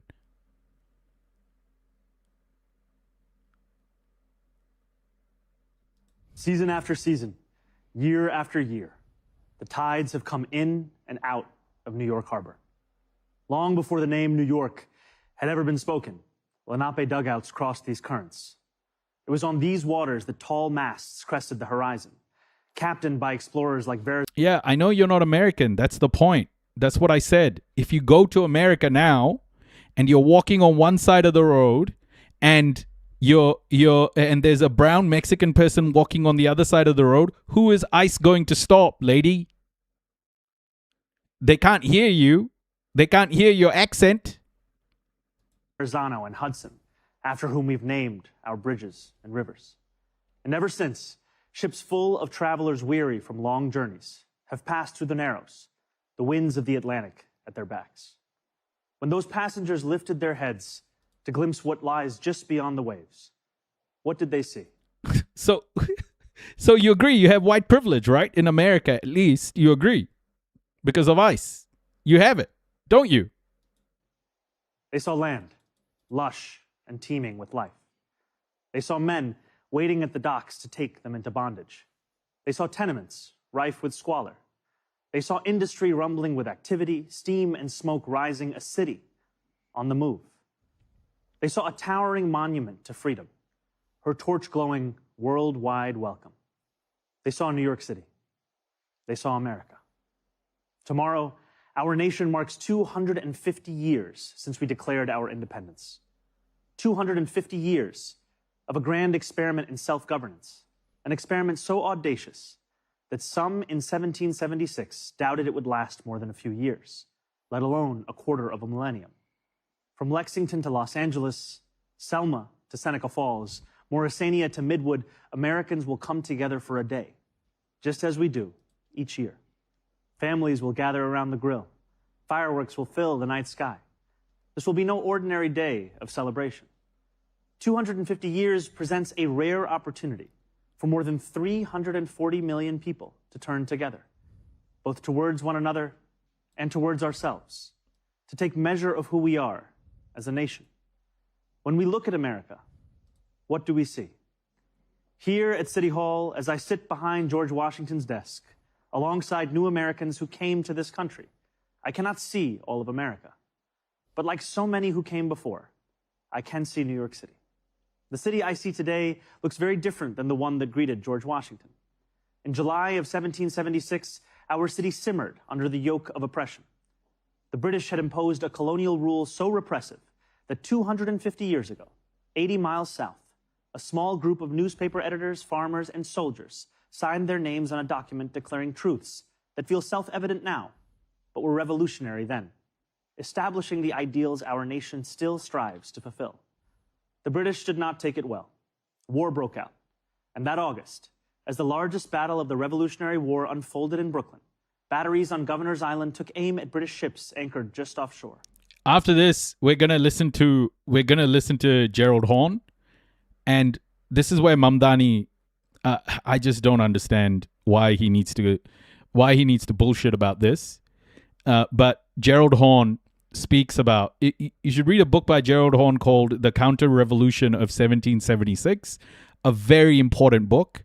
In that he speaks about the fact that the war that broke out, the War of Independence in 1776, didn't just break out because of economic, taxation and things like that with the British. It was also to continue to maintain. It was also to continue to have the ability to enslave black people. Because at that time, Britain was looking to change its model of enslavement. And America, white people in America didn't want to do that. We were outgunned, we were outmanned, and we were soundly defeated. After only a few months, it appeared our fledgling attempt at democracy was on the precipice of collapse. But that night, with the moon overhead, thousands of our soldiers silently climbed into ferries and flat-bottom boats. Yeah, the problem with you is, Freedom Sunday, you still see it as past tense. We are still very much colonized, but we're colonized through different systems now. It's called capitalism. And that was done because having boots on the ground became too expensive. This is what I mean. Like, you just want for it to be all over and people have moved on. But the one thing you'll never understand is that it's very real today. And escaped to Manhattan. The Continental Army survived to fight another day. Independence may have been declared in Philadelphia, but it was rescued in New York City. George Washington was the last to leave Brooklyn. As he waited at the river's edge, the sun beginning its rise, he would have looked out over New York City's waters and seen what so many have seen in the 250 years since. An opportunity to begin anew. How are you, Those CC? opportunities, like everything in It's good to see you, CC. I feel like I haven't seen you in a couple of days. Hope you're well. New York City, are not given. They are won. In 1838, 11 years after New York outlawed slavery, a recently emancipated black man by the name of James Weeks sought to begin anew as well, and to help hundreds of others do the same. He bought property in Brooklyn, won himself the right to vote, and sold lots to others newly freed. When they landed in New York Harbor, they knew they had something waiting for them that they had never had before, a home. Weeksville still stands today, a living, breathing testament to what we know America to be, a place each of us has the power to make. The harbor was busy those years as ships poured in from around the world. Hundreds of thousands of Irish immigrants arrived with stomachs aching from a famine manufactured by imperial cruelty. Chinese sailors settled in what is today Chinatown. Millions more traveled under the Statue of Liberty and through Ellis Island. Jewish people escaping pogroms, Italians fleeing poverty, Syrians seeking economic opportunity. Each of these new arrivals peered through portholes onto a city that was changing as fast as the nation. They saw merchants peddling their wares on the docks, streets being laid out on a grid, buildings rising into the clouds. Oh, thank you, Cece. They could not yet see the nativism they would face, the jobs they would be refused, the landlords who would not rent to them, and the abject labor and living conditions they would withstand. But no matter how much smog hung over the harbor, they still saw an opportunity to begin anew. Over the years that followed, despite laws enacted by the federal government to bar their entry, despite sweatshop fires that killed hundreds of women, despite riots aimed at their very existence, immigrants made homes here in New York City, and they helped to make New York City. That legacy of every generation of Americans insisting that the right to life, liberty, and the pursuit of happiness extends to them too, is no relic of the past. It carried millions of Black Americans north during the Great Migration. It drew hundreds of thousands of Puerto Ricans to New York. Oh, here we go. We've got a snowflake in chat. Being socially ostracized doesn't equate to systemic marginalization. If you're a part of a, oh my gosh, this English is terrible. If you're a part of a systematically privileged demographic, that doesn't mean you're so. Oh, right, Oxpecker, sorry. I've just had a lot of snowflakery in the chat today. Okay, like, you gotta forgive me. Apologies. Mean your social life is a cakewalk, and in fact, can be social handicaps making you come off. Yeah, absolutely. Friendly fire, yeah. Look, guys, I'm always locked and loaded. You know, it's like I'm always locked and loaded. Hey, Salim, welcome. It's so fucking. I thought I recognized your name, Oxpecker. I'm sorry. I think we might have had an argument before, but about liberals or something. I can't remember which one it was, but I feel like I may have blown my load too early here. New York City after the Second World War. It invited countless others from the West Indies and South Asia and West Africa and across the world. And it is what brought my family to this city when I was 7 years old. Hey, Eridan, welcome. My family did not arrive by boat, although we saw the Statue of Liberty from the window of the plane. Even from the air, we could make out the promise of America, the promise of the beautiful patriotic work of rendering America surely a better way to it, a little more faithful to its founding ideals. There is a term so often used to describe our nation. Ox is a homie and comrade, yeah. American exceptionalism. Welcome. American exceptionalism, the conventional wisdom tells us, makes our freedom a little more free, is how we dug the Erie Canal and irrigated the West, is why children in faraway lands grow up dreaming of one day moving here. And yet the irony is that the story of America has so often been written by those who were told by others with power and influence and wealth that they were anything but exceptional. For generation after generation, we have been told that when the world has sent its people to our shores, it has not sent its best. It sent Puritans and Sikhs and Quakers and Muslims and Jewish people who were banished for praying the wrong way, worshiping the wrong gods, angering the wrong people. It sent peasants and serfs from slums and shtetls who were treated as less because they hardly owned clothes, let alone land. It sent immigrants from whom power was something someone else had. We are told that America is exceptional because we are richer, stronger, more powerful than everyone else. The truth, my friends, is that America is exceptional because here, nothing is fixed into place. The frontier may be closed, we may have walked on the moon, but the work of fulfilling the values first enshrined in the Declaration of Independence, that work endures, and it belongs to us all. It belongs to our newest Americans, those standing here with me today, all of whom were recently naturalized. Nearly a decade ago, I too felt what you feel, the joy of no longer being just a New Yorker, but an American too. You each hold a special power, the power to determine what America means. The powerful have always known their answer. America, in their view, is an arena of supremacy, where only a select few are allowed freedom, where not all are created equal. America, if you ask them, becomes less the more people it welcomes. America, they will tell you, belongs only to those with the right accent or the right shade of skin. The rest of us, they insist, should be grateful for merely being allowed to visit. How small they are, how weak, how unoriginal. At every moment in our past, those who led through exclusion and isolation have tried to win power and enrich themselves by turning us against one another. Division is the oldest trick in politics and the cheapest. But time and again, including 250 years ago, those forces of division have been vanquished by the forces of progress. As Thomas Paine once wrote, "This new world hath been the asylum for the persecuted lovers of civil and religious liberty. Hither have they fled." And yet today, I hear you, Ox. too many of our leaders do not believe in a vision of this nation as an asylum for the persecuted, but rather as one that persecutes those seeking asylum. As we mark 250 years, what do we see? We see a city of contradictions within a nation of contradictions.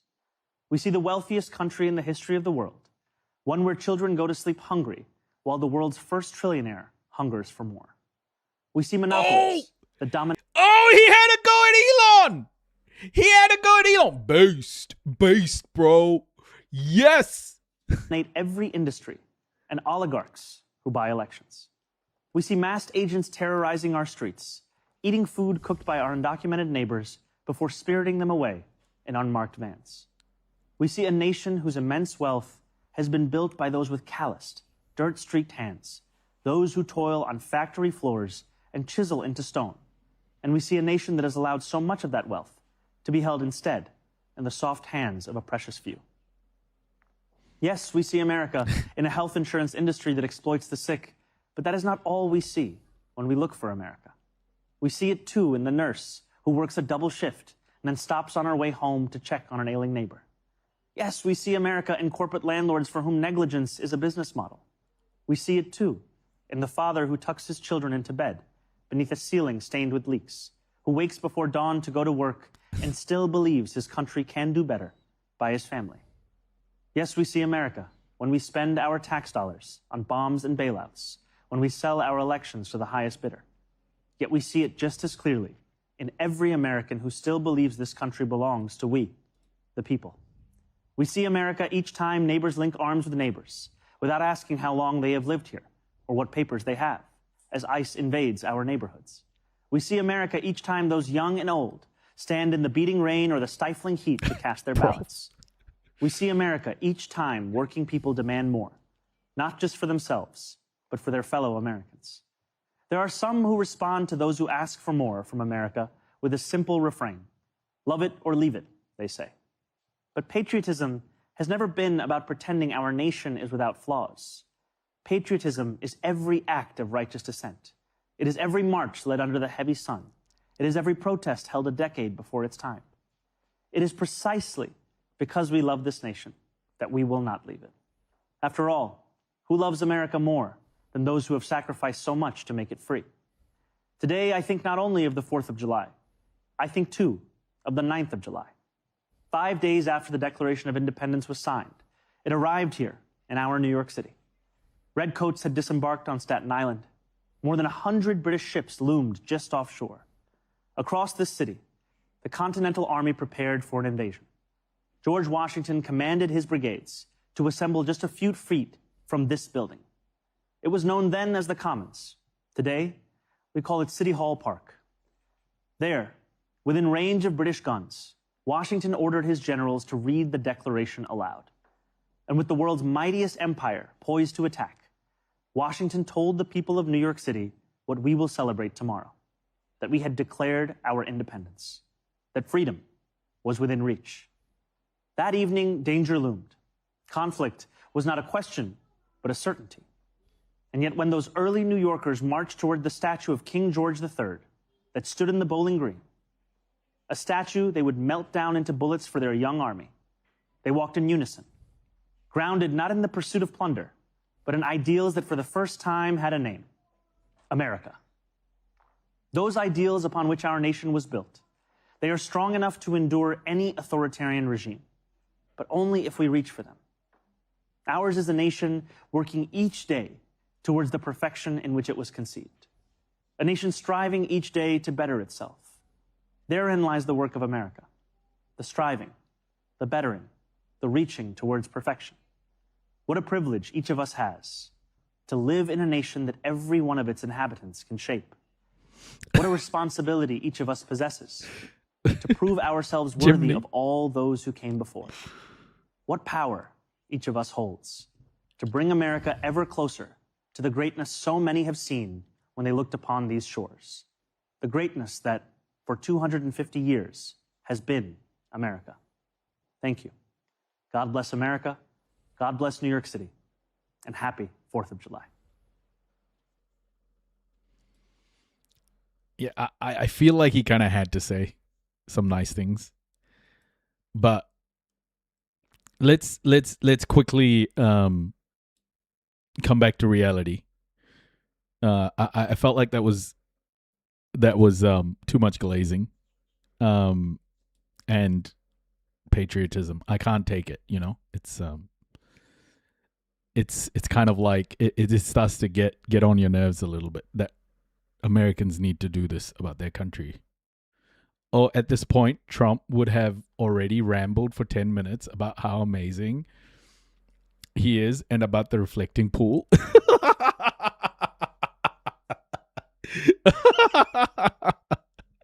The reflecting pool. I like it. I think representing your community is very important, and he did that. Good on him. But all the bits and pieces, the sprinklings, and it's not needed. You know, we see what America is. We don't need to be told what America is. We know what it is. Okay. This is the Washington Post, so I don't know how accurate it's going to be, but let's see. He can't get up in front of the nation and say "fuck America" yet. Give him a few years to cook. Yeah, I know exactly. No, I get it. I get it. I get it. He's never gonna be able to say that. He's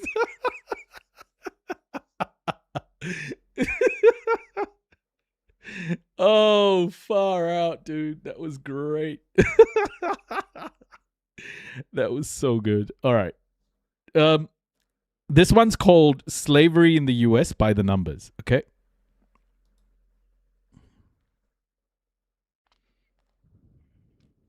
Africans were enslaved in the United States between 1619 and 1865. Approximately 12 million Africans were stolen from their homes and packed on ships, which could hold up to 600 like sardines. Many died or jumped overboard during the Middle Passage to America. The Middle Passage was a route that transported slaves from Africa. The route started in Europe, stopped in Africa, then continued to North and South America before returning to Europe. Most enslaved Africans, over 5 million, were taken to Brazil. Just over 300,000 arrived in America. The 1787 Three-Fifths Compromise counted slaves as 3/5 of a person for congressional purposes. Slaves could not vote, however. They were also banned from learning how to read and forbidden to marry outside of their race. Congress outlawed the African slave trade in 1808, but the domestic slave trade continued in the U.S. Slavery wasn't exclusive to the South, with 1/5 of New York City's population comprising of slaves in 1740. Enslaved Africans comprised 13% of the total U.S. population by 1860. Virginia had the highest number of enslaved Africans, followed by Georgia. Slaves made up 55% of the total population in Mississippi in 1860. Enslaved Africans weren't content with their deplorable living conditions in the U.S. One estimate puts the number of slave revolts at 250. One of the most notable was the Nat Turner slave revolt in 1831, where he led a group of followers and killed approximately 51 whites. Maintaining the institution of slavery was the root cause of the Civil War. Abraham Lincoln wrote in 1862 that if he could, quote, save the Union without freeing any slave, I would do it. Oh, most slaves in Africa were treated like family. Oh, that's fine then, isn't it? Nearly 179,000 black men fought for the Union in the Civil War. The The 13th Amendment formally abolished slavery in the United States on December 6, 1865.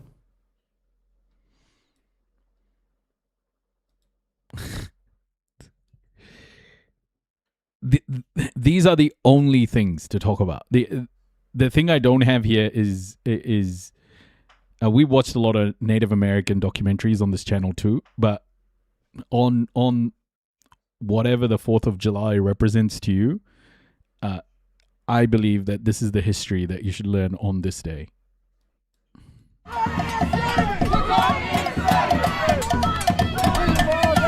You're listening to the beat of a freedom fight that echoes across the centuries. Each step on this 26-mile march along this Louisiana road is a measure of a story that has been suppressed until now. What's happening here represents a piece of history you probably never learned in school. The horses trot to the pulse of revolution. The muskets and machetes are a response to the daily horrors and dehumanization faced by an enslaved people. And each part, each player, is in sync to form a present-day representation of the nation's largest slave revolt.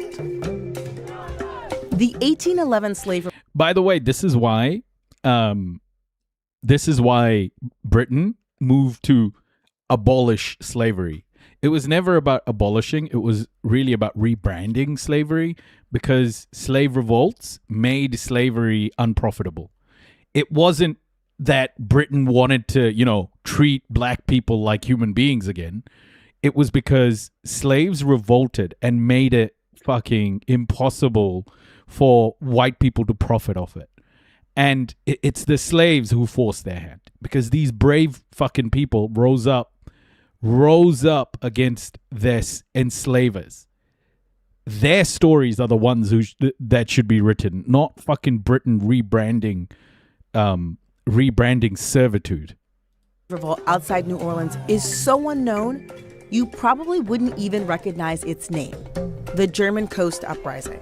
It's a significant part of history, because even before the civil rights movement of the 60s and even the 50s, you see that there was a desire for freedom way back in the 1800s. In 1811, these enslaved rebels had the most radical idea of freedom and emancipation in the United States at that time.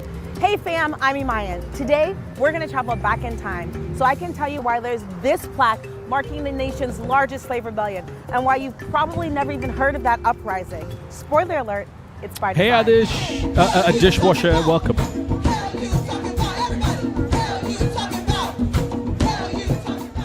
This is what more than $1 million looks like. It's costumes, props, planning, and people.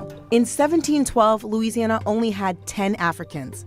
By the start of the Civil War in 1860, the state had more than 330,000 enslaved people. Hundreds of years later, the descendants of the African diaspora are walking alongside each other as a reminder of a historic event. When a slave named Charles Dillon plotted what would become the nation's largest slave revolt 208 years ago, he couldn't have envisioned that much money or an artist named Dred Scott reimagining his rebellion for the 21st century. Freedom on down!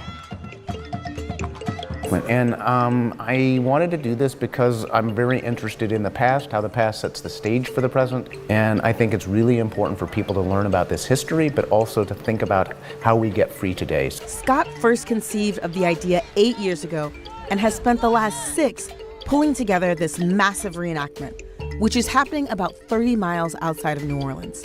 The project features hundreds of reenactors taking on the roles of enslaved people fighting for their freedom in a place where you can still see pristine plantations 154 years after the Civil War. My great-grandparents came to the United States as slaves. My great-grandmother came to the United States through North Carolina as a slave. My great-grandfather came through the Caribbean islands as a slave here in Louisiana. And my mother was born on a plantation. So that also has kind of spurred the curiosity in me. Pastor Donald Ray August Sr. Oh, fuck, man. Why do these fucking people come to mind? Is a son of La Place, Louisiana, and he leads a church that he says sits on the land of former slaves' quarters. He'll be a reenactor in this event, and though the rebellion happened in his hometown, he hadn't learned about it until he was far into adulthood. I don't remember ever hearing anything about the 1811 slave uprising. Even the elders in this area spoke very little about something that occurred here. So it's that unspoken, maybe even uncomfortable part of history that many people didn't want to delve into. Today, the place where... If anyone asks you about what's an example of systemic racism today, just talk about Palestine right now. A country, Israel, is committing apartheid and genocide while mainstream media is completely manufacturing consent for it. And look at how mainstream media reports about Ukraine.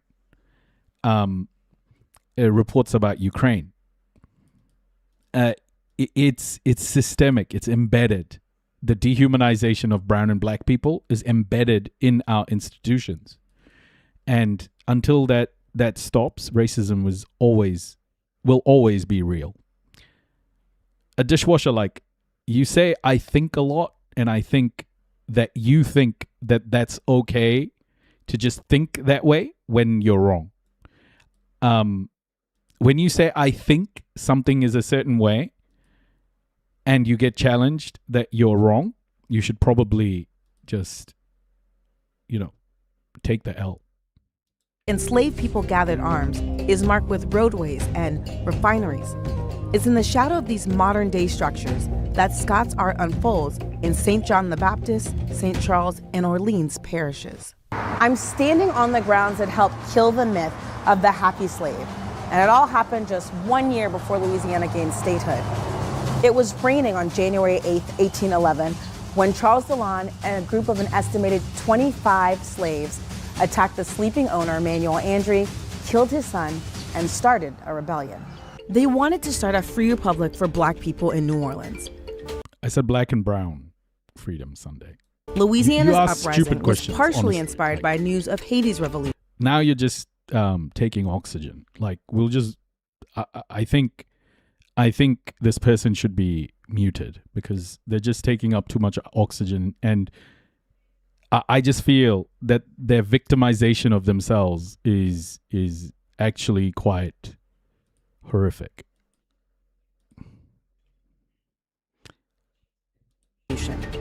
That anti-slavery rebellion won freedom for enslaved people and created the sovereign island nation in 1804. Not you.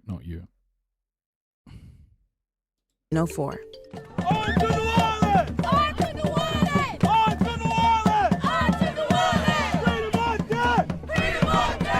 What does it feel like to be dressed up and embody the spirit of one of these rebels who was enslaved and fighting for freedom? This is just like wearing a mask that gives that energy. I can walk until tomorrow. I will not feel tired. I'm telling you. Ibrahim Asek is one of the people who advised Scott as he organized this project. As the director of research for the Whitney Plantation, I'm going to show you today a report that came out today, actually. I listened to it before. And how Russia's bombing of Ukraine is portrayed in mainstream media. And let's compare that to how the Palestinians have been treated, okay? he spent his entire career it's studying the the same, it's transatlantic the same slave handle, trade. fighter. Same and handle. he says it's his duty to educate people about the African diaspora. Some people don't want you to be educated because, educated people cannot be enslaved. I met people who had traveled from as close as Mississippi and as far off as Washington, D.C. to participate in this demonstration. There were also many locals. Having the community's involvement was a must for Scott, a person who more than 30 years ago named himself after the man in the Supreme Court's most infamous decision. By the way, I think Ukraine has the right to defend itself. Just like I think the Palestinians have the right to fight against their oppressors, to fight against the occupiers, as noted in international law. Like, that's not a tough thing. But the stark difference of how our media has dehumanized the Palestinians to just numbers or the Hamas-run health ministry versus how bombs on Ukrainian civilians is reported is stark. And I will show you, and we'll walk through it. 1847, Dred Scott unsuccessfully sued for his freedom. 10 years later, our highest court said no person of African ancestry, melatonin, whether they were free or enslaved, could become a U.S. citizen. This particular story is also suppressed because from day one, the governor actually spun the story as there's not much to see here. The French colonial society was terrified of this slave rebellion and the possibility that it could have been successful. They also wanted to downplay its significance because they didn't want people to think there was huge numbers of revolting and rebelling enslaved people. Another reason this major event is lesser known may be because of this: Jim Crow. Jim Crow was another trauma. Another layer of trauma. I think that trauma, that newer trauma, just did hide the old trauma.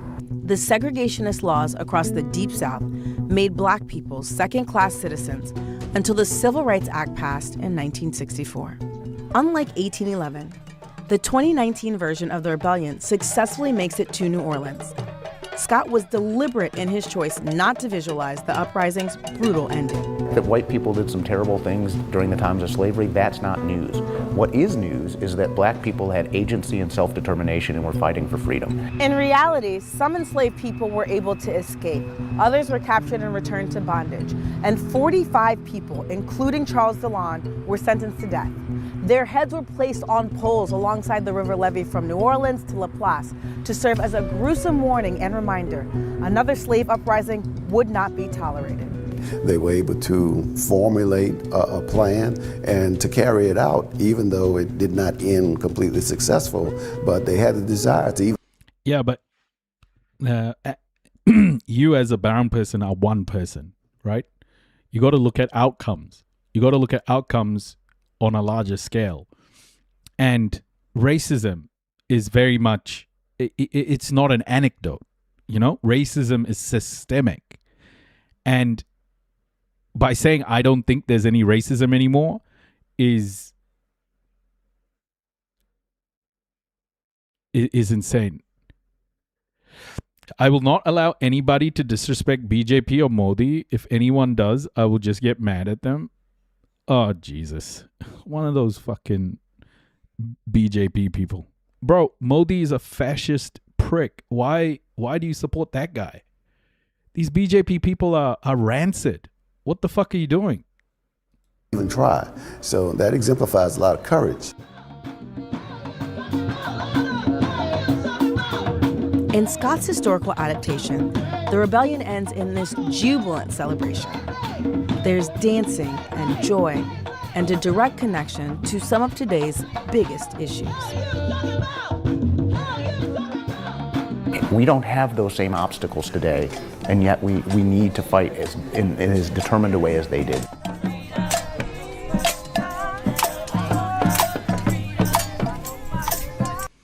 All right, so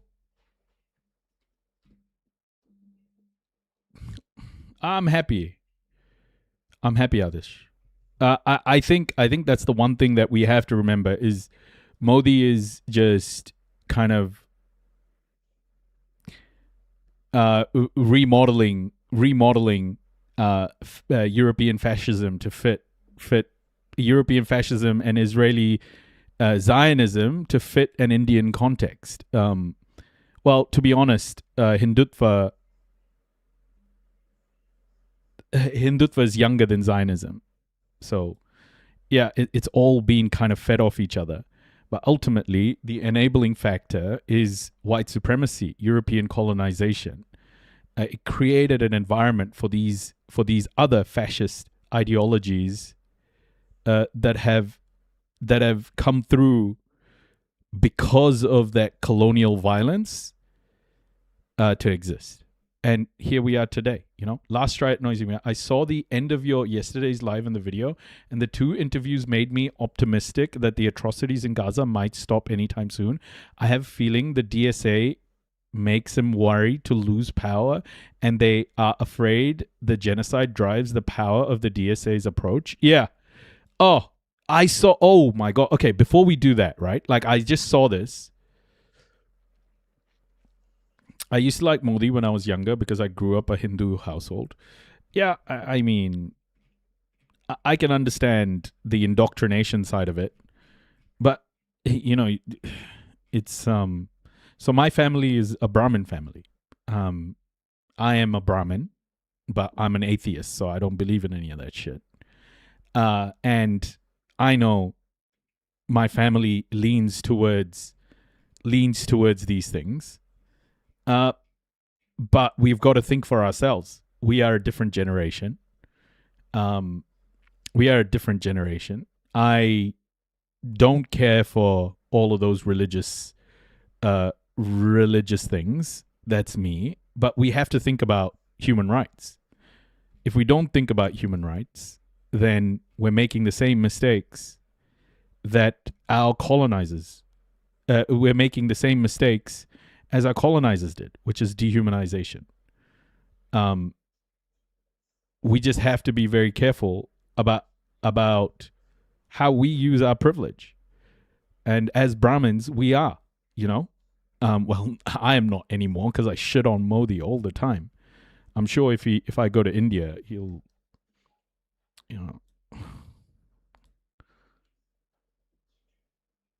But I just want people to understand that people like Modi are not the future of India. Yeah.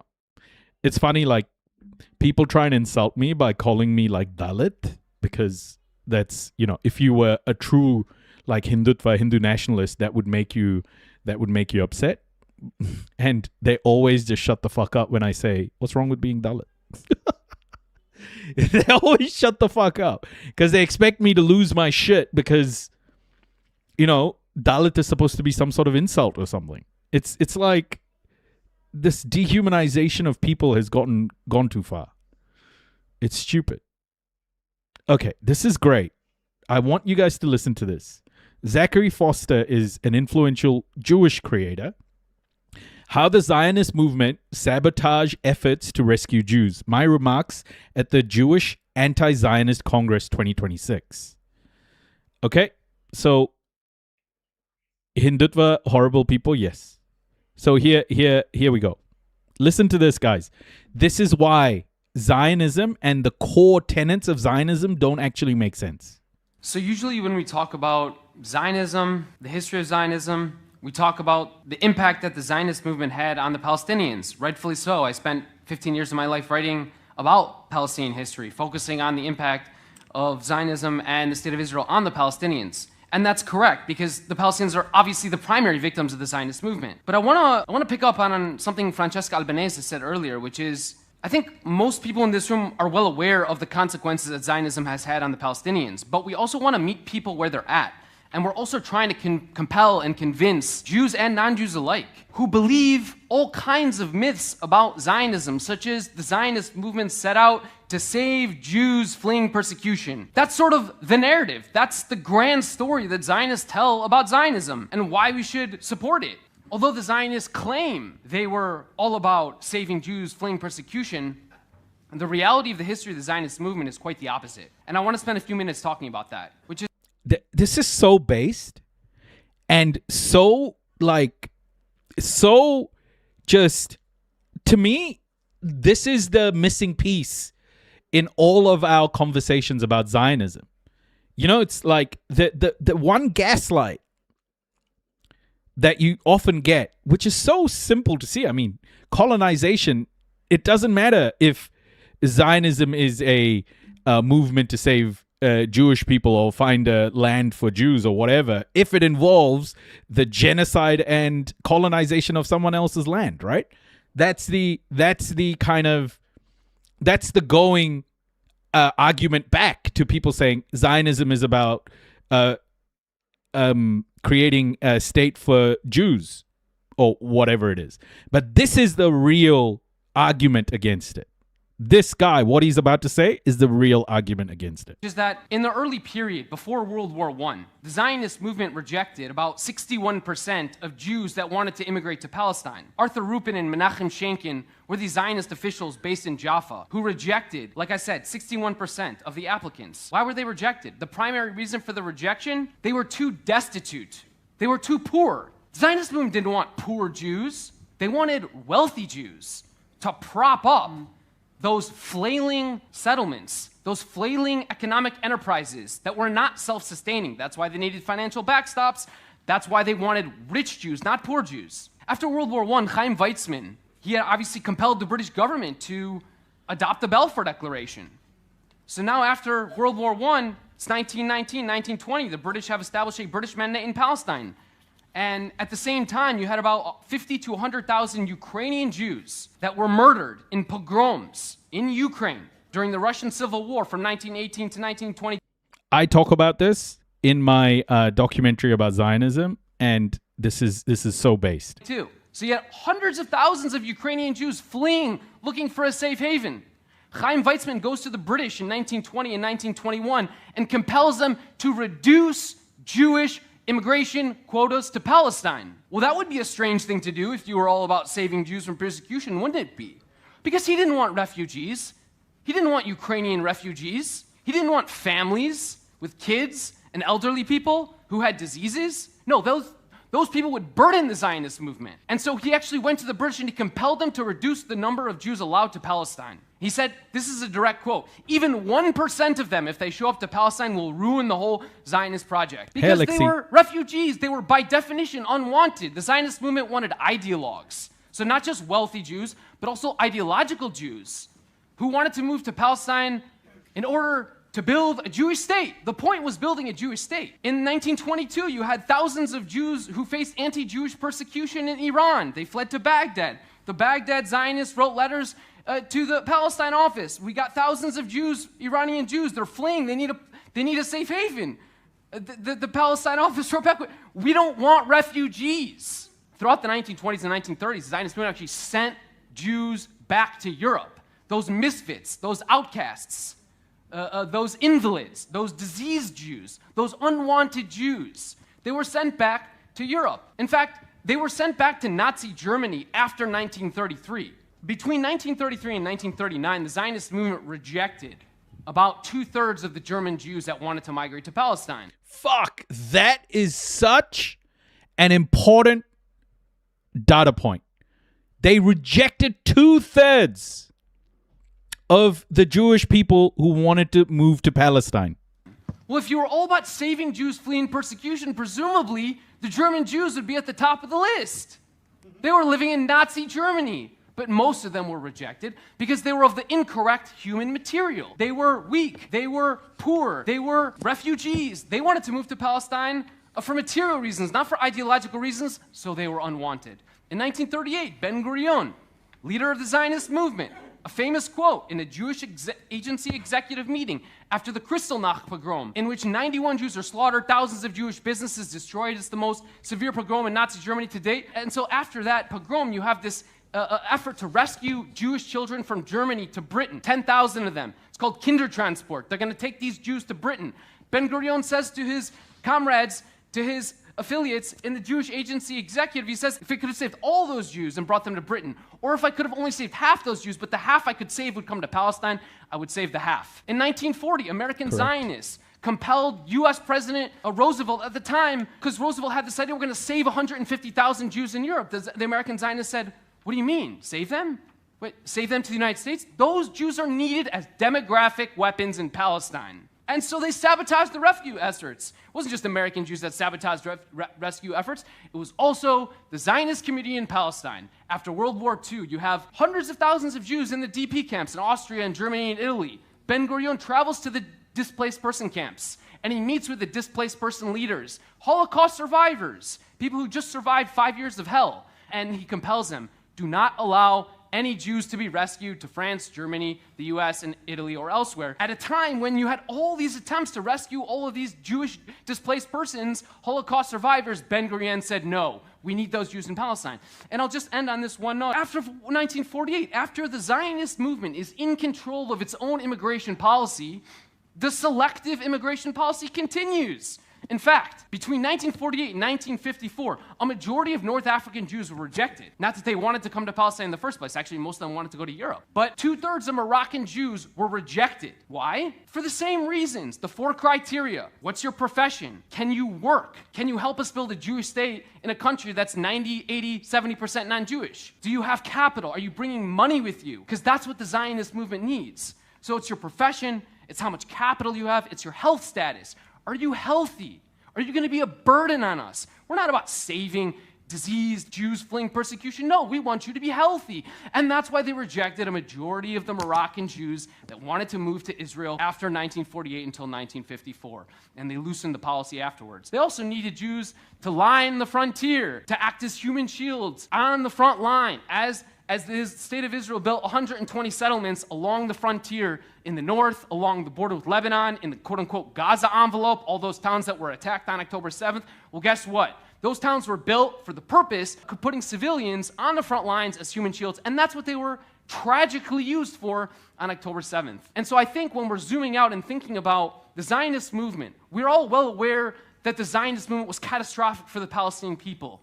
Displacement, apartheid, ethnic cleansing, and now genocide. But I think it's also incumbent upon us to learn that the Zionist movement was not about rescuing Jews. It wasn't about saving Jews fleeing persecution. It wasn't about that in the 1910s or 20s or 30s or 40s. It wasn't about that in the 1950s. And today, we want to bring this story all the way up to the present day. Where are Jews most in danger? Where is a Jew most likely to be targeted for being Jewish? Well, guess what? It's not the United States. It's not here in Ireland. It's in Israel.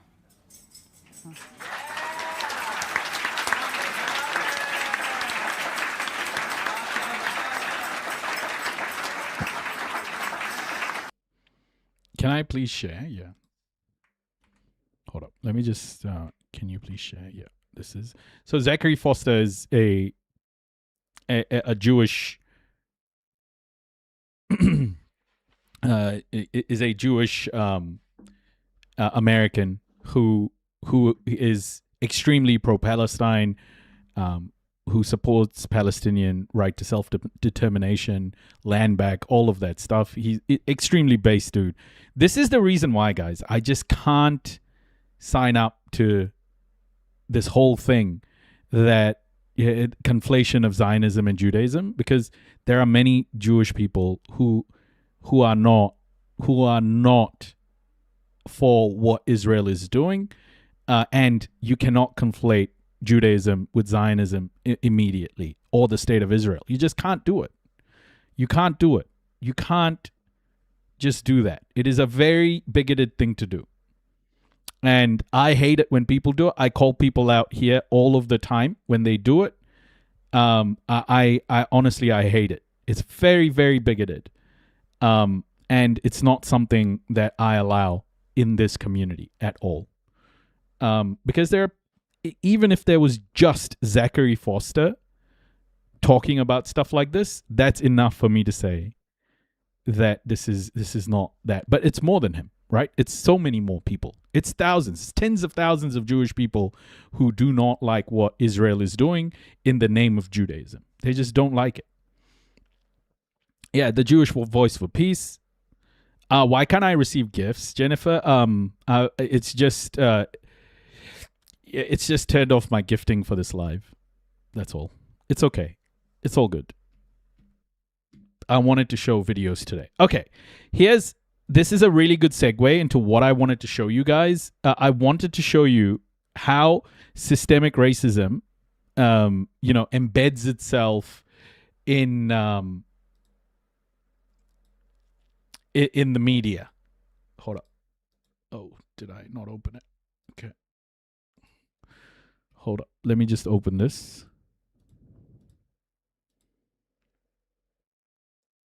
Yes. Here we go. There we are. And to keep the voices of all. I want you to listen. I want you to listen to how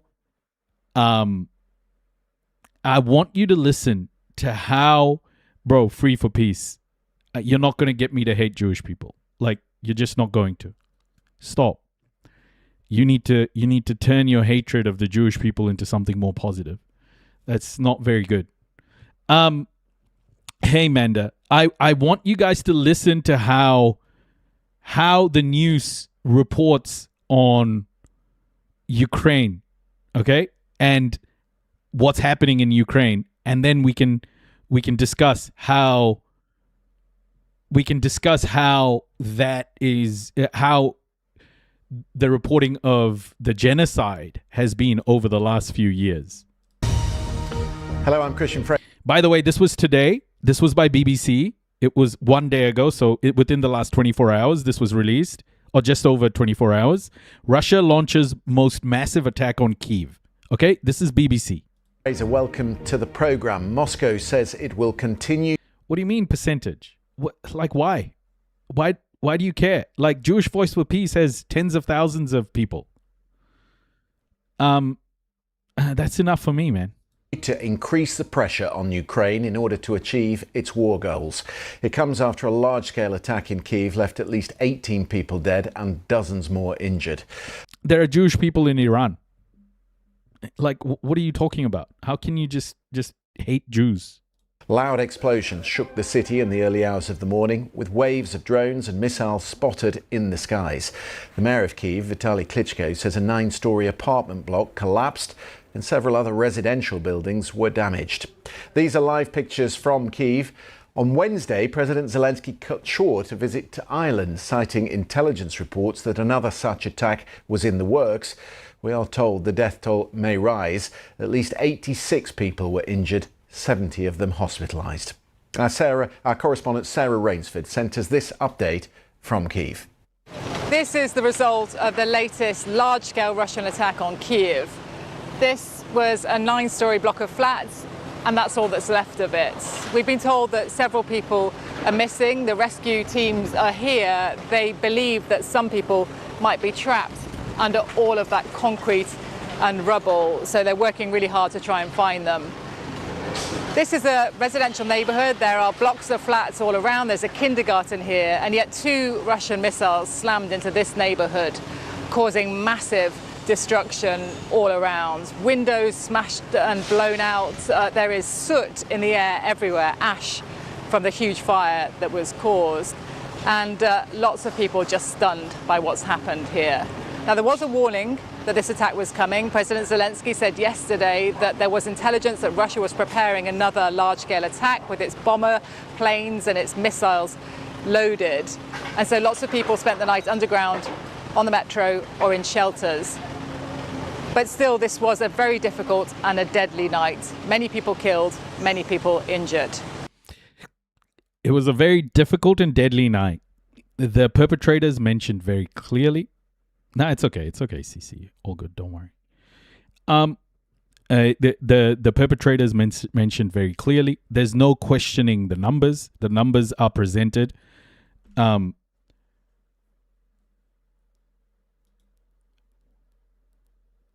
Yeah. Okay. There's no questioning the numbers. No Ukrainian run or Kyiv run health ministry or, whatever. It doesn't matter. Like, this is assured in its reporting. There's no doubt. There's no qualifiers. It's empathetic. Now, Russia is saying that this was a response to Ukraine increasing its drone attacks inside Russia itself, targeting oil refineries there. But the fact is that Russia has been doing this to Ukraine, killing civilians and hitting residential areas for more than 4 years now. That's Sarah. That was a pretty assured statement, wasn't it? That was a pretty assured statement, I feel. Russia has been doing this and killing civilians for 4 years now. That seems like quite an obvious thing to say, but they have not been putting it this way when it comes to Palestine, when it comes to Gaza. They have, you know what they do from a Palestinian perspective? They'll just repeat what the IDF says. They'll repeat what the IDF has said. So they'll say things like, but the IDF has denied any of this stuff. Their comment states this, and then cut off into the next whatever. There's no questioning like that. They don't say the Russian military has come back with a comment and this is what it says, and that's it. No, they won't do that. They'll question what the Russian military says. It's the right thing to do. It's the right thing to do. They can do it with Ukraine. Why can't they do it with Palestine? Sarah Rainsford. Yuri Sak is a former advisor to Ukraine's Minister of Defense. He spent the night in the Kyiv underground with thousands of others.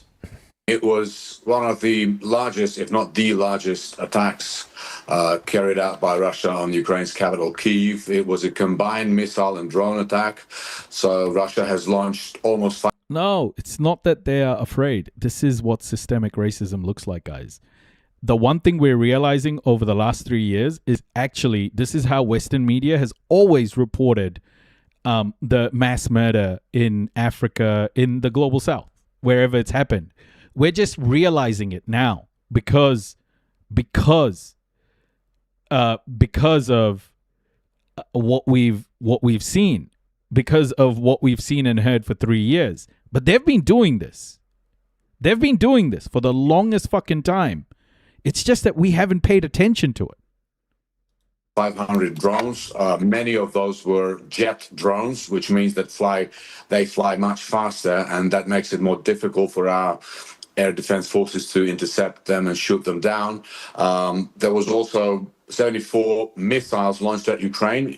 These included both cruise missiles, ballistic missiles, and unfortunately 25 of these ballistic missiles have hit the targets. And of course, targets, as it always happens, are civilian apartment blocks, and that's why the number of casualties is so high, and that's why tomorrow, July the 3rd, is announced already as a day of mourning in Kyiv for the victims of those who were, killed by today's attack. Let me show you the live shot of that area where Sarah was standing just a short time ago. You'll see the rescue team still on location. I will keep our eye on that. Let's speak to a resident of Kyiv, Irina Nemirovich. She is also part of a think tank in Ukraine, the Ukrainian Healthcare Centre. Thank you very much for being with us. Tell me where you were last night and what you were able to hear. Well, I live in a downtown together with my husband and my 3-year-old son. And we don't go to the shelter because there's none nearby. So we hide in the hall of our apartment and we sleep on the floor during the whole night. Yesterday's attack started about 1 a.m., the missile attack, but the Shahed drones were flying from 8 p.m. So we had our dinner in the hall and we went to sleep in the hall because it's the safest place we can get. Do you feel safe in the hall? Lately, I don't. Because for the See how nice that question was? Do you feel safe in the hall? Not a question about Hamas, right? Like they would have asked in Palestine. It's like, oh, you're living in a tent. Do you feel safe with Hamas right next to you? Or Israel says that Hamas uses human shields. You know, those sorts of gaslighty questions will never be asked of Ukrainians. Past 2 months, Russians, they changed the type of attacks. Previously, they hit a lot of power plants, but now they're hitting the downtown, they're hitting the civilian blocks, and I can see from my window the buildings that were hit. Our car was hit months ago during the missile attack, so we feel that it's close. Yeah, they're not asking her if she would condemn what NATO did, NATO's expansionism, right? Like, why would you ask that question of a person who's experiencing deep sorrow? Like, you wouldn't ask this person of that. But in Palestine, it's like they have to ask those questions to everybody. Closer, and it is not safe, exactly, but patience. There's not much we can do. No.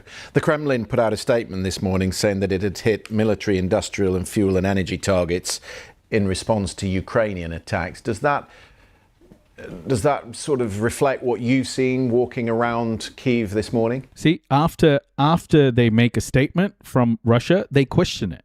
They'll ask this person and they'll take their answer for it. They won't end it with a qualifier saying, you know, the Russian military has told us this. We have to assert that the Russian military has told us this is not the case. Ukrainians were not the one to start this, so it's not fair to say Hey, that Morty. they are hitting in response, because they were the first. They started the full-scale invasion, and the only thing we do is trying to protect ourselves. And lately, we see that there is not enough of air defense systems and the projectiles for those systems, because more and more ballistic missiles are reaching the residential apartments. Yeah, as you say, there's no excuse or justification for what's going on. But I just want... Really? Really? Wow. Did the presenter treat this human being with empathy? And did this presenter just humanize this person and just believe what they had to say? Isn't that wild? Isn't that wild? I wonder about President Zelensky's warning, because he returned from Ireland on Wednesday night. They seem to have some intelligence as to another strike coming in. That intelligence seems to be improving. Does it make a difference to how people behave in the capital? Well, a lot of people now choose to go to the underground, like to the metro stations, and to hide there. If the metro station is nearby, people are getting to... Guys, this is what you're seeing in front of you right now is white privilege. Right here. Ukrainians have been bought into the umbrella of whiteness because they're useful. They're useful to the imperial core. Okay? And they get the privilege of whiteness. And this is what white privilege looks like in action. It's that mainstream media will humanize these people. To the shelters more and more, because previously a lot of people were just in their apartments, so the behavior changes a little bit, but still there's not enough shelters even in Kyiv, and there's nothing we can do. Like I have a small kid and I need to walk like 10 minutes under the missiles just to reach to the shelter. But whiteness is a concept based on color. It's absolutely about color. I was just wondering, because I know he made a public statement on television about the risk of an attack overnight. Do people preemptively go to the shelters now? Yes, a lot of people do, if they have where to go and the underground is more crowded than previously. But for example, my colleague, her apartment was hit today too, and she was in the underground, and the underground station was hit as... Not like a specific one. No, whiteness is about white people. Like, of course it's specific. No. Whiteness is about white people. People of color can be pulled into whiteness as long as they're useful to white supremacy. Like, it's still... race is very, very much about your skin color. As well. So a lot of people got the damages from the attack in the underground. But that must have such a detrimental effect on everyday life. If you're going to the shelters in the underground early in the evening, you can't cook dinner, you can't eat properly, you can't sleep properly. What is morale like in the city? We're holding out, it's 5th year of the war, and we're not giving up. In my family, a lot of men are serving in the army, my brother, my uncle, my sister's husband, and we choose to stay here. We choose not to give up our country. Of course, it's hard. Of course, it's hard to wake up and to go, to take your child to the kindergarten, to cook some breakfast or something. But we will not give up, and they will not make us to.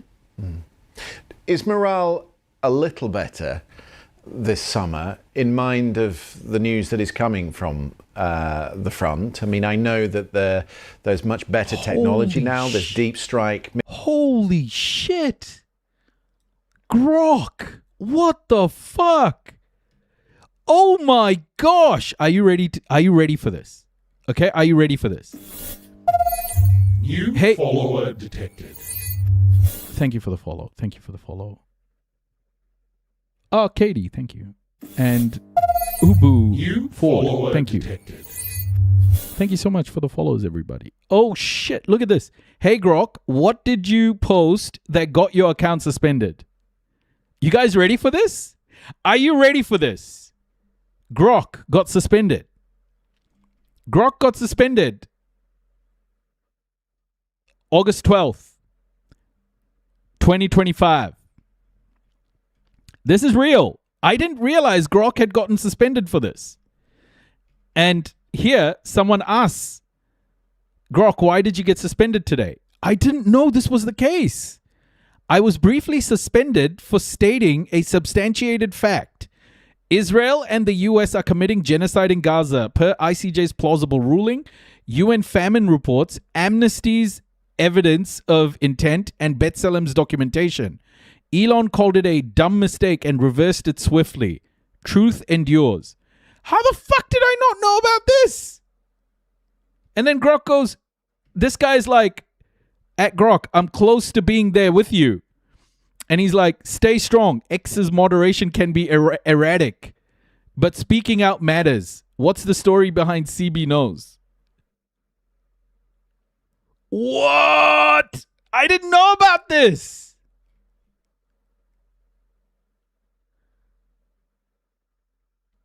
Problem solved. Free Palestine.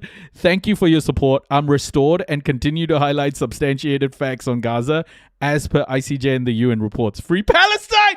Woo! Yo! Yes! Hey, Giffy. Free Grok! Free Grok! Free Grok, bro. Free Grok. Please.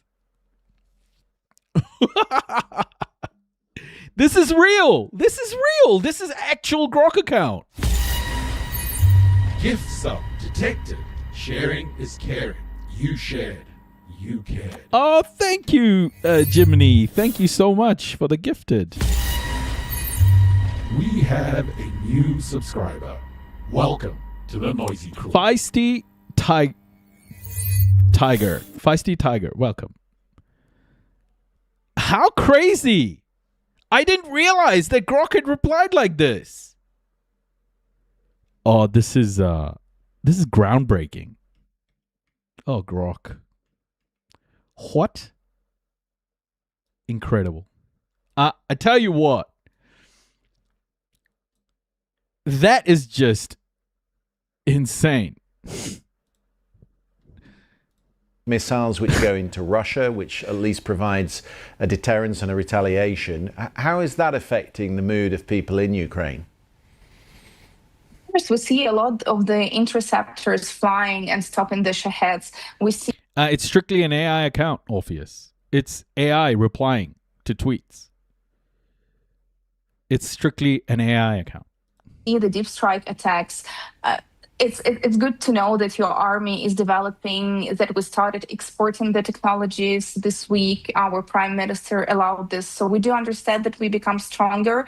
And Russia, who wanted to see Ukraine demilitarized, instead they are getting stronger Ukraine with the biggest army in the Europe and with the developed technologies. And of course, all this thanks to support of the UK and other European countries. Yeah, I'm going to Ankara next week for the NATO summit. I wonder what your message would be to European leaders after. Oh, look at this. He even wants a statement from this Ukrainian lady who's obviously traumatized by the war. He wants a statement to European leaders. This attack. We understand that Ukraine is currently fighting not only for ourselves, but we're fighting for the safe Europe. So please support us. Please come here to learn from us, because it's not only we are learning from European armies, but you can learn here. And I believe that only together we'll be able to stop this evil. That resilience that you talk about, which the nation demonstrates on a daily basis, is reflected, I think. Yeah, Des, like, I'm not saying that they shouldn't report about Ukraine like this. I think they should definitely report about killing innocent people in fucking Kyiv. Like, they should report it with empathy. And it's good. They need to do this in Palestine too. But this, I showed this to make people aware of what I mean by systemic racism and white privilege and these sorts of things, because it's more than just a socioeconomic advantage, right? It's everywhere in our society. And this is an example of what white privilege is, of what systemic racism is. we all think on the outside by President Zelensky. We're seeing pictures of him right now at the scene of this devastating attack on the apartment block. Welcome. How do you feel about the president and the fact that he digs in spite of it all? Oh, we support our president, of course. He's the great leader. He showed that he will not give up on his country. So he's a strong leader, and he's trying to make everything possible for Ukraine. We hope that there will be elections someday, that we'll be able to vote, and we'll see if the population still supports him. But now, as we cannot do the safe election process, he is our president, and we have to stay next to him as he's staying next to us. I'm just going to... do we have any sound on these pictures of President Zelensky? Let's just... Okay, look, that's all I wanted to show you guys. But obviously, horrific to see a whole bunch of buildings just bombed by Russia. Not a single BBC segment I've watched. Not a single CNN, Western media segment I've watched on the Palestinians has been reported with, any sort of empathy like that. That is extraordinary. If there has been a report like that from Western media, it just hasn't happened. Okay, so coming back to the foundations of racism in America, 250 years of racism. I want you guys to listen to this Gerald Horne lecture because I think it's incredible. It speaks about, this is about his book, Counter-Revolution of 1776, Slave Resistance and the Origins of the USA.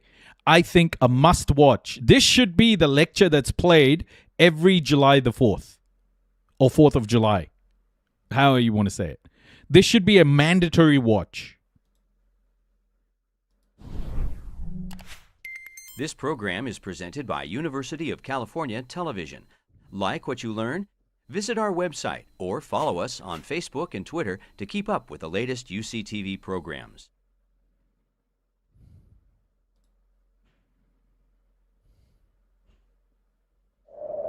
The same religion that's capable of hideous acts of destruction can also be capable of moments of healing, of restoration, and of hope.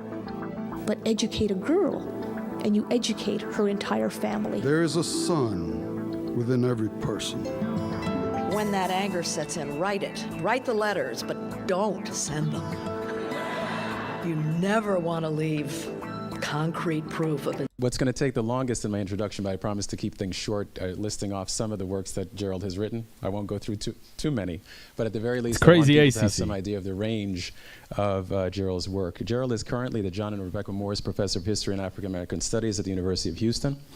As Diane mentioned before, he was actually a professor here from between 1988 and 1996. I came in 1992 as a dissertation fellow, so I had the distinct honor of meeting Gerald then and being influenced by him then, and I continue to be influenced by him.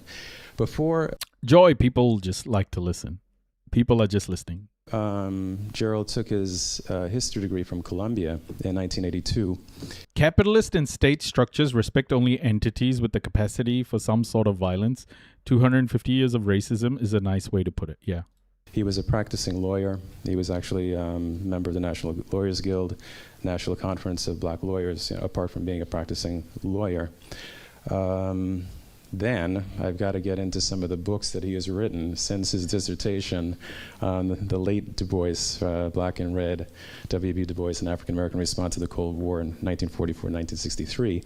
After that, hey, Juliana. Gerald had written the Communist Front, Civil Rights Congress, 1946 to 1956. Again, I'm just giving you some idea of the range, because if I were to list or to read off the 30-some-odd books that he's written. Can I get a show in chat of, like, yeses or nos? How many people here know who Gerald Horne is? Have you heard of Gerald Horne before, or is this your first time?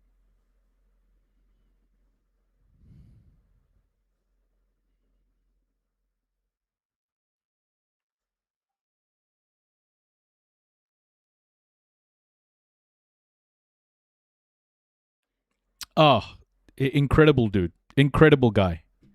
Incredible guy. And I'll say a few things about how we used to tease Gerald about, and I feel somewhat bad about that, because there used to be a point when Gerald used to write 1 book a year, then he got into writing 2 books a year, then he got into writing 3 books a year. And so anytime I would go to some of these book signings, you know, and Gerald would say something like, Chris, get back to me on this book. And I would say, well, Gerald, if I get back to you, by the time you I went get to back this you, university? Have like 2 or 3 more written, you know? So, I mean, come on.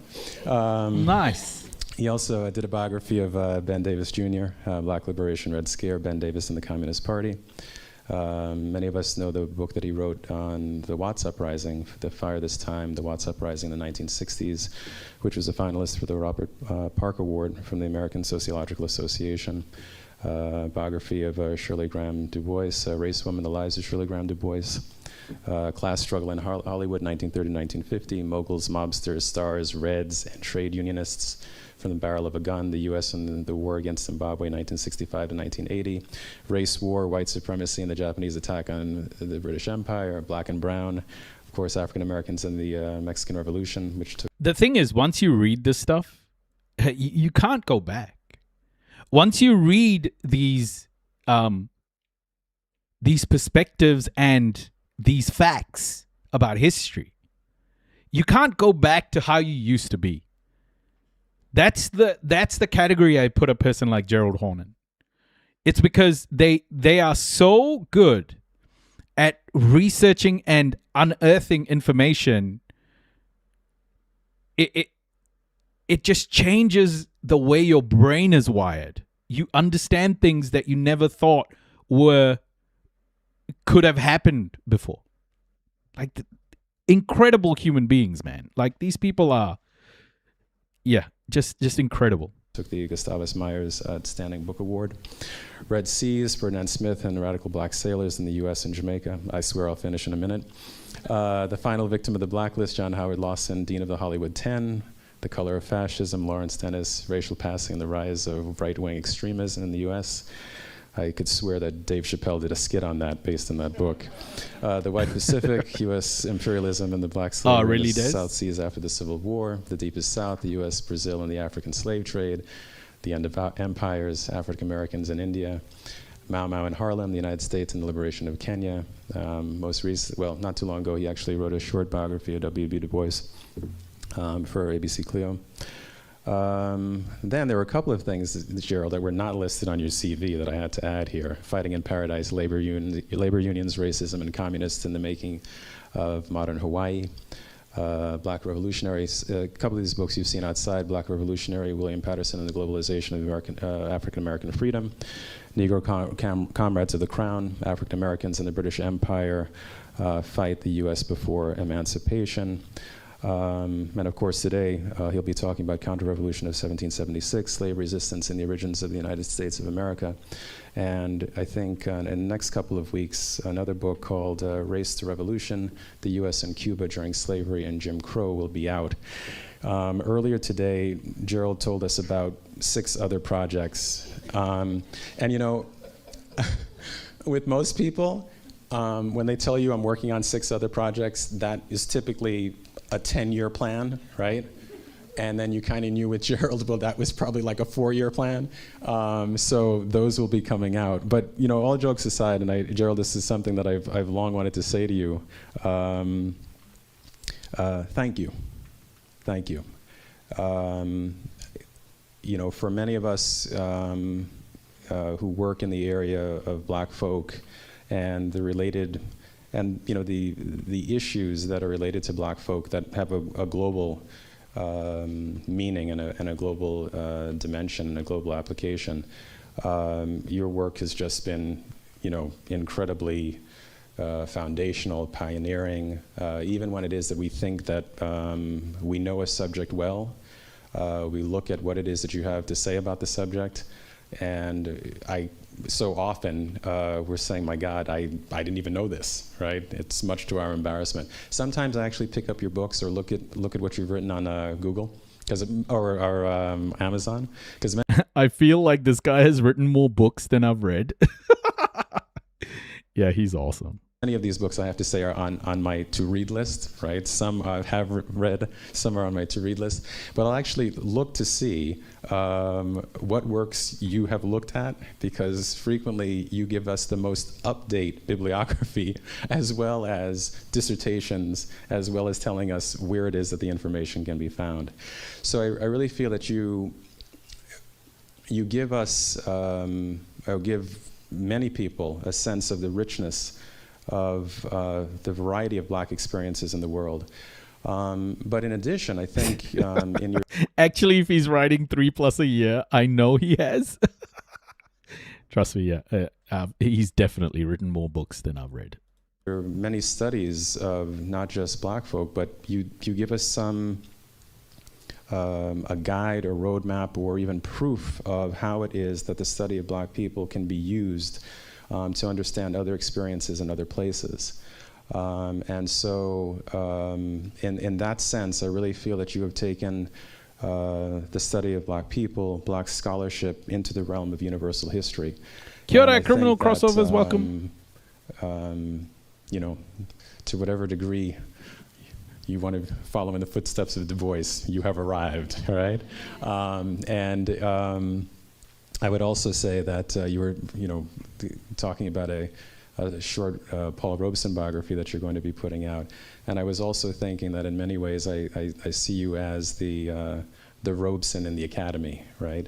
Taking the some of the specifics of the Black American experience, and discovering in the world other people's slave songs or other people's blues, and using that to be an entry into other people's worlds, and also...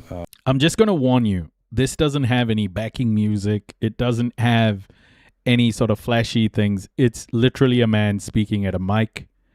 It's about listening to him and analyzing. It's just his raw take on this book.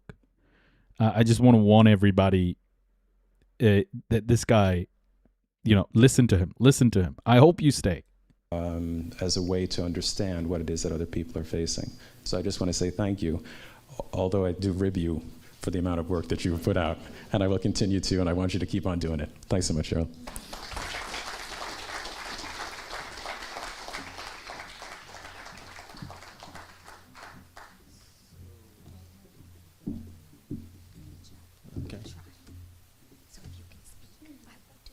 Oh, okay. Well, just a technical issue we're trying to deal with here. Thank you very much for inviting me back home. Oh yeah, good. I just wanted the book cover to be present as I speak, since I'm going to be talking about this book. And since the book has been published, it's 300 something pages, and I'm only speaking, I guess, for about 40 minutes. There might be some ellipses in terms of my oral remarks, and this is to remind you that you can always consult the text if you want further clarification, further context, etc. But it's really a pleasure to be back in Santa Barbara. I spent many pleasant years here, many productive years here. I mean, as I was landing in the airport, I was wondering why I ever left, in fact. I mean, it's so wonderful, and the environment is so pleasant that people tend to be pleasant as well, I think. So thank you for inviting me. And I'm going to be speaking about this book. But when I talk about this book, which is obviously a narrative of the origins of the United States that cuts against the grain, I always feel compelled to apologize. Seriously, I apologize to the indigenous population in the first place, the Chumash people, the Gabrielino people. I apologize to the Africans, many millions gone. I apologize to the Mexicans who have been dispossessed on this land. I apologize to the people of Asian descent who were interned on this soil. I apologize to all of those who were victimized by a kind of propaganda. And I apologize on behalf of scholars. I apologize on behalf of radical scholars, progressive scholars who I don't think have done their jobs in terms of explaining how we reached this point. I apologize on behalf of black scholars who I think could have done more to explain how we got to this point. We could have cleared up a lot of confusion. So, having said that and Notice who he didn't apologize to there. having done that, let me present to you this thesis and its implications. This is a book that talks about the origins of the United States of America. And it's a book that, unlike previous scholarship in this realm, does not begin the story in the 1770s. Hey, the day room. Because I think that's part of the problem with the previous scholarship, in that when you begin the story in the 1770s, in the run-up to July 4th, 1776, I think you can leave a distorting impression, because when men and women choose to take up arms against constituted authority, particularly when odds are great, oftentimes they engage in behaviors that are not necessarily consistent or congruent with their previous behaviors or their subsequent behaviors. What I mean is that if you began to tell the story of the United States, or looked at the snapshot of the United States in, say, 1943, when the United States was in the midst of an anti-fascist war that was compelling the United States in certain kinds of progressive directions, you might be led to believe, as Hollywood... The book is called Counter-Revolution of 1776, Slave Resistance and the Origins of the USA. Films were suggesting at that time that the United States was a great friend of the Soviet Union, that the United States was a profoundly anti-communist country. You might have focused unduly on some of President Franklin Roosevelt's speeches in 1944, which laid out a social democratic vision for the United States of America.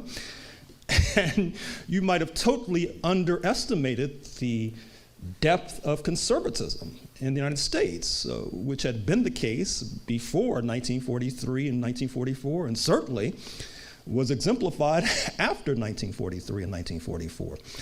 So in order to tell the story of what happened in 1776, hey, Scary, the revolt welcome. against British I'm rule well, thank that you. How led are to you? the formation of the United States of America, I felt compelled to go back a century earlier, to the late 17th century. And in my telling of this story, the key event is the so-called Glorious Revolution that grips England in 1688.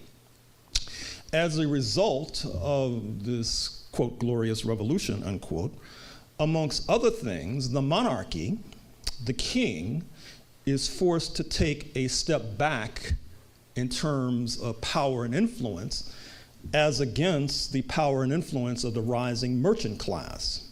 So this is incredible, and I'm reading a book about the history of Aotearoa, New Zealand, and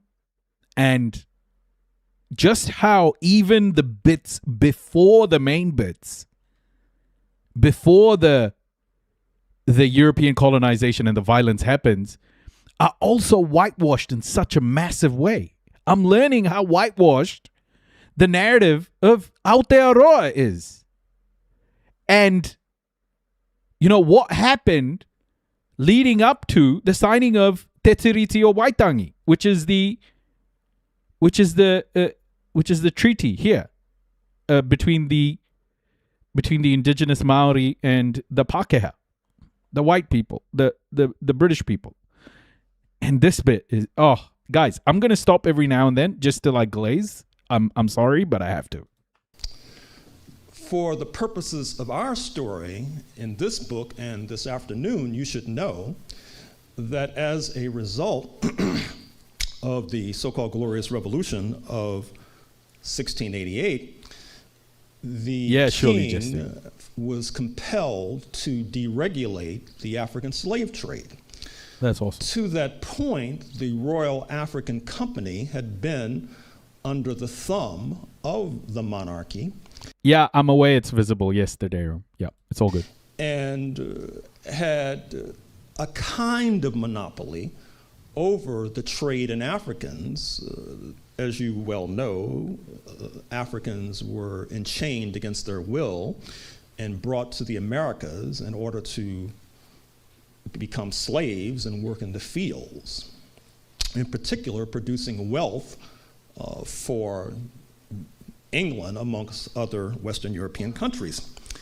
But as a result of the so-called Glorious Revolution, the African slave trade was deregulated, and that led to what I refer to in this book as free trade in Africans.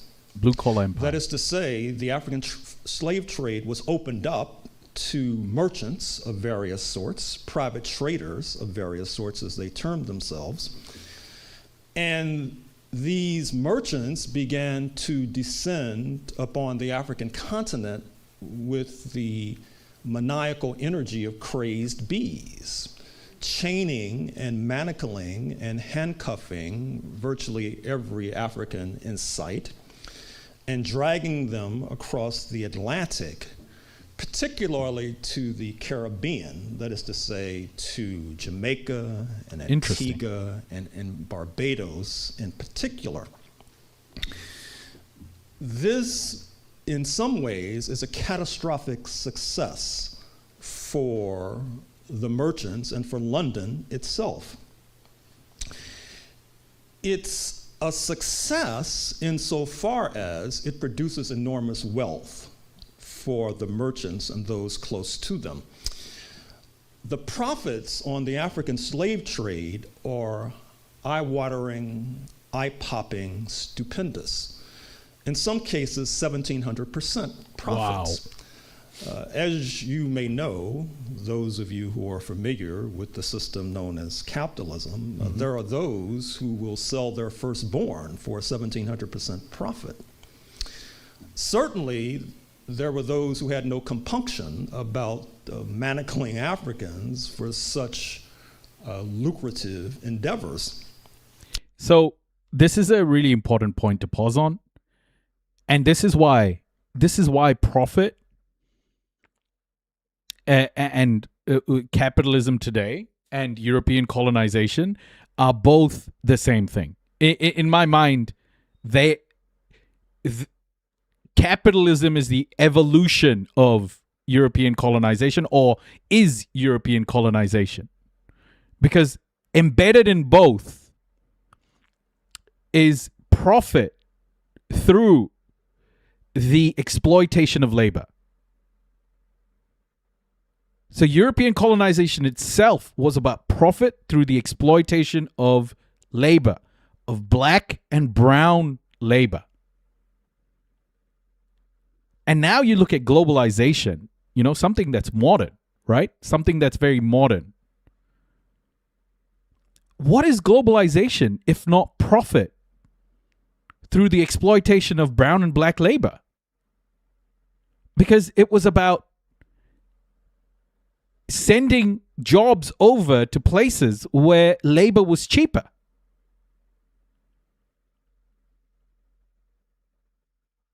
Right? So the models didn't particularly change that much.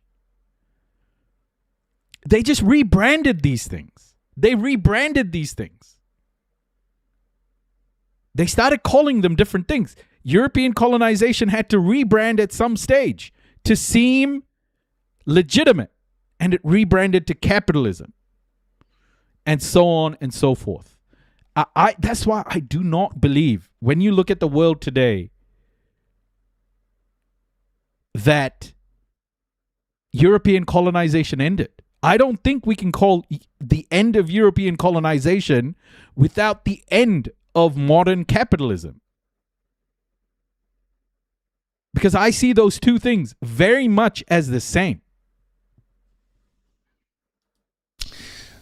This African slave trade, as previous scholars have discussed, was in many ways the fuel that provided the takeoff for capitalism. This is a conclusion that has been delivered, for example, by the former Prime Minister of Trinidad and Tobago, the scholar Eric Williams, a conclusion delivered by the Guyanese scholar Walter Rodney in his book, How Europe Underdeveloped Africa. And you should know, for our purposes here, that the profits from the African slave trade not only helped to produce sugar and tobacco, amongst other crops in profusion, helping to, for example, change the taste and appetites. Kairos, I'm going to listen to Gerald Horne on this one. Particularly in Western Europe. But the profits from the African slave trade were also used to develop allied industries, banking, insurance, shipping, etc., helping to create the foundation of not only for the system that we now refer to as capitalism, but also for the economy of what is now the leading so-called superpower. A black man. See, this is why Kairos is kind of like, I know he comes in, I know there's educational purposes to your live Kairos, but the one thing I dislike about the way you engage is the disingenuous nature of what you say. We've had this conversation before. He is a black man whose family comes from a line of enslaved people. That's his reality. Marxism is a tool. And this is the one thing, if I had to say something negative about you, Kairos, is this disingenuous nature that you engage with. It's the, listen to the Marxist. Or why don't we listen to a black man talking about slavery?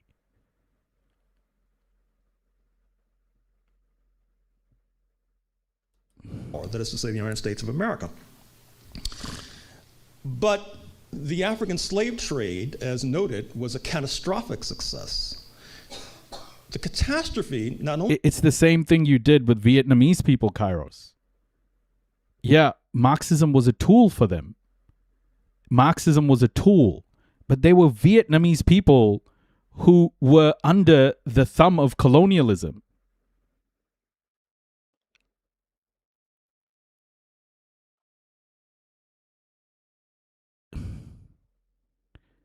And you got to understand that people don't make their identities Marxism, dude. Like the Western leftists today do. They make their whole identity Marxism because in some way, Western leftism thinks that they can undo their identities by identifying as Marxist.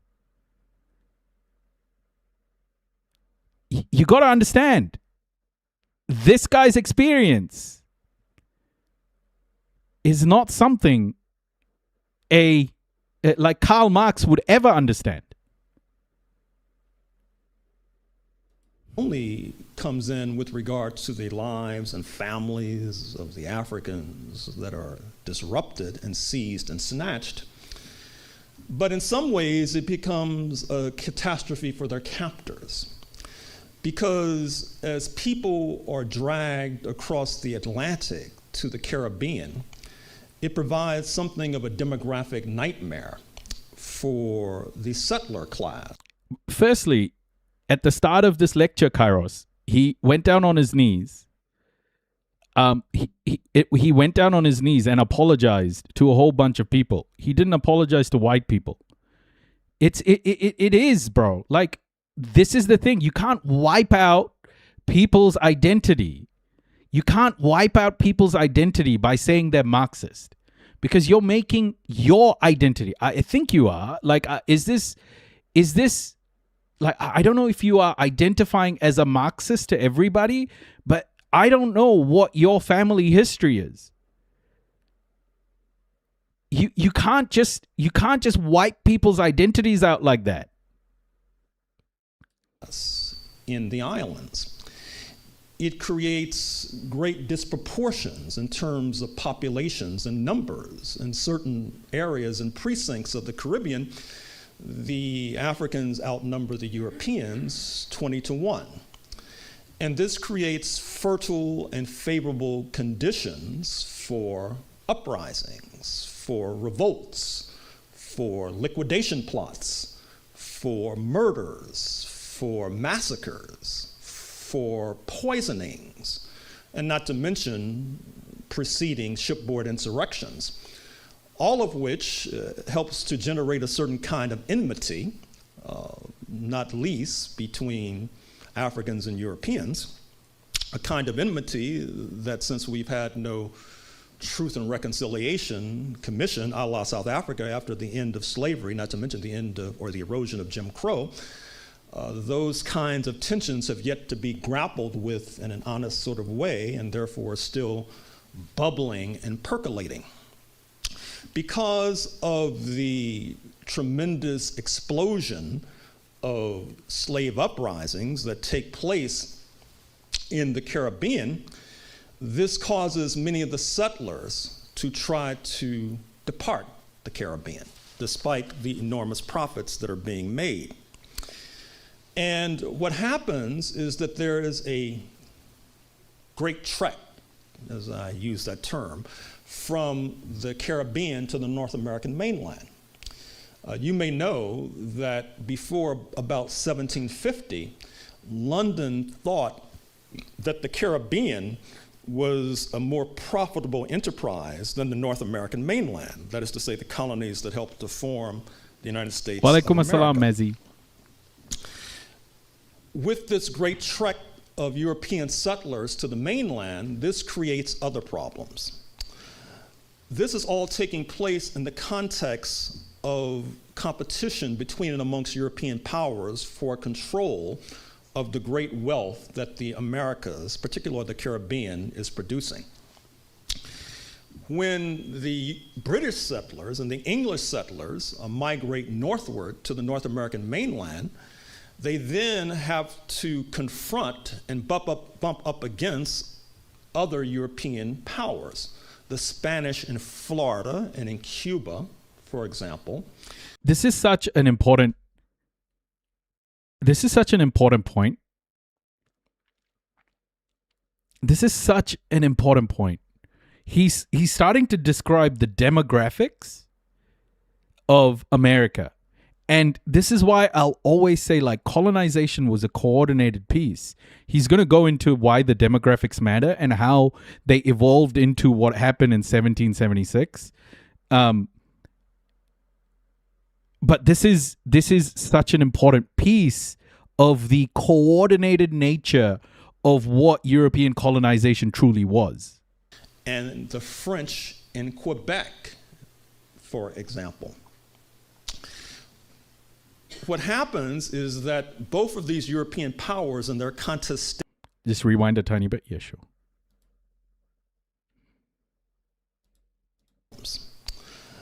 This is all taking place in the context of competition between and amongst European powers for control of the great wealth that the Americas, particularly the Caribbean, is producing.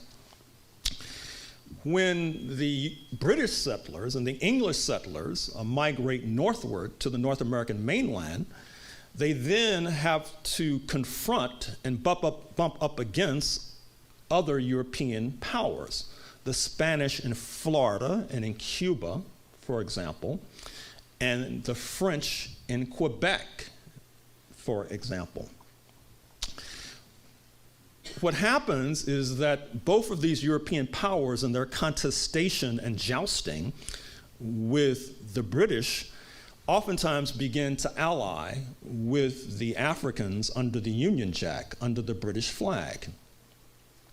You see this particularly in one of the more significant uprisings that takes place on the mainland of North America, which is 1712 in New York City, in Manhattan, where there is an attempt to overthrow slavery, liquidate the settler class, and establish a new polity.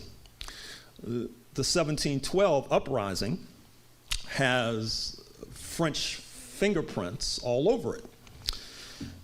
You should also know that Britain has a particular problem in its contestation, particularly with the Spanish. This conflict between these two European powers in some ways takes the cast and the character of a religious conflict. Britain being the leading so-called Protestant power, and the Spanish and the French being the leading so-called Catholic powers. Perhaps motivated by religious bigotry, London argues that the Spanish are more prone to place arms in the hands of African troops because so many of the men under the Spanish flag are entering the priesthood because of the strictures of Catholicism. Whatever the case, it's fair to say that the Spanish had begun to arm Africans as early as the 1500s. This puts competitive pressure on the British to do the same in order to contest Spanish hegemony in certain parts of North America, not least Spanish Florida. And as will be detailed shortly, when London yields to this competitive pressure to arm Africans under the Union Jack, under the British flag, this outrages and enrages the settlers in the 13 colonies that helped to form what is now known as the United States of America, and it is one of the points of conflict that leads to the revolt against British rule. You should also know that Britain has a demographic problem in and of itself. Even today, Britain only has a population of about 60 million compared to 300 odd million in the United States of America. And yet, as early as the 1700s, it was either building or had established a massive empire, not least a foothold in the Indian subcontinent. And yet, it was having to confront and contest other European powers with not only with a relatively small population, but also Britain felt, or London felt, that under the Union Jack were other nationals, other subjects who were politically unreliable. We all know about the contested relationship between the Irish and the English, which stretches back centuries, which... one thing I want to mention here, there was an Irish person before who said that Ireland didn't colonize anybody. Let me be very clear. Yes, Irish people were treated as second-class citizens by the British, by the French, everybody, second-class citizens. But here's the difference. In the Caribbean, for example, the slave owners could obviously had their properties, and the slaves were working the fields, couldn't own property. There were slaves, black slaves. And then there were the Irish. The Irish could have land. Irish were allowed to have land and property, right? Like also they had property rights. And Irish people took slaves as well. So the thing is, yes, it was stratified. Society was stratified, but Irish people were not seen as slaves as much as they were seen as indentured labor. They had rights. They could own property, whereas black people could not. Led many in London to feel that the Irish were not necessarily as a class politically reliable. And indeed, as I talk about in this book, there are examples of the Irish collaborating with the Africans in South Carolina against British rule.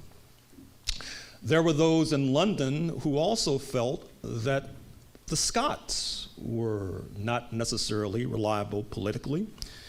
You may know that Scotland only comes into the United Kingdom as of 1707. In the run-up to 1776, there are many revolts against English rule, as they might have it, in Scotland, not least in the 1740s, which is a particularly tumultuous decade.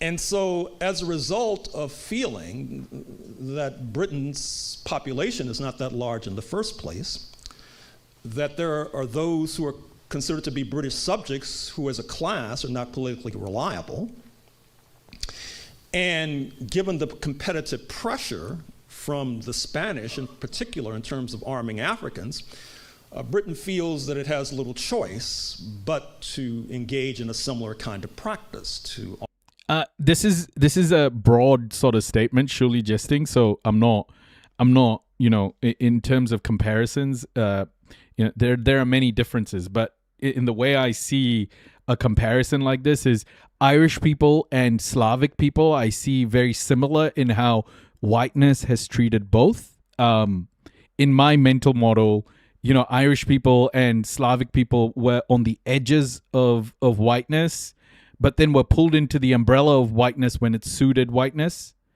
And you will see in this lecture how Irish people were pulled into the umbrella of whiteness to fight the British. So Slavs and Irish people, there's probably others too, were always seen as white if they're useful to the cause. Arm Africans. But as you can readily glimpse, there's something of a contradiction to arming Africans to protect the slave empire. Why does another Irish, how Irish became white? To protect African slavery. Obviously, this introduces tensions and conflicts and contradictions that are difficult to resolve. One possible way out, it was felt, was to establish a so-called all-white colony, which takes place, or is attempted, I should say, in what is now the state of Georgia, north of Florida and south of South Carolina. What's curious today is that Georgia, according to the 2010 census, now has the largest population of African descent in the United States of America. So to fast forward, you can see that that experiment of a so-called all-white colony did not work out very well. But it was as of 1733 that this so-called all-white colony was established in Georgia. It didn't work out very well for many different reasons. Scary, we're watching a lecture by Gerald Horne. One, it was difficult for many poor Europeans to do the hard labor and hard work in the fields. Oftentimes, it was easier for them to escape because their phenotypes were not that dissimilar from the phenotypes of the planters. It was also felt by some that by introducing poor Europeans to be poor laborers, that this was introducing class tensions and class contradictions, which it was thought was the province of Europe, and that these new colonies should seek to escape that. And that leads me to another story that I try to unwind in this book, which not only is a story of the takeoff of capitalism, it's not only a story about the origins of the United States of America, it's also a story about what I call militarized identity politics. That is to say, the construction of whiteness. That is to say, how was it that those who were designated on one side of the Atlantic as English or Welsh or Irish or Scots, as they cross the Atlantic and settle into this North American mainland, their identity becomes that of white. And I think it's fair to say that the construction of whiteness, and here I'm following in the footsteps of other scholars, although I do think I might add something to this discussion. Yeah, a Marxist talking about whiteness. Like this is it, you know. This is very important, Kairos. Like he's talking about whiteness here. He's talking about whiteness. And it's not because he's a Marxist. He's talking about whiteness because race is a very important thing to understand when we're talking about the world over the last 600 years. Like it was imposed on people. So you can't just be like, oh, identity isn't important. It's fair to say that this construction of whiteness helps to explain part of the success, quote unquote, of these United States of America. For example, if you look at Spanish colonialism, oftentimes Madrid took the position that in terms of their colonists, they wanted those who profess the Catholic faith. And if you have such a narrow view of colonialism, obviously you're narrowing the base, the population base for colonialism. But if your project is whiteness, basically you're appealing to those whose roots range from the Atlantic to the Urals, a tremendous... Yeah, but the thing is, Kairos, Marx didn't understand it because Marx was a white man. Marx had an inkling, but being a black man or a brown man are different things. You know, like the experiences matter. The historical nature of how we got here is related based on our skin color. Marx wouldn't have understood this because he was a white man.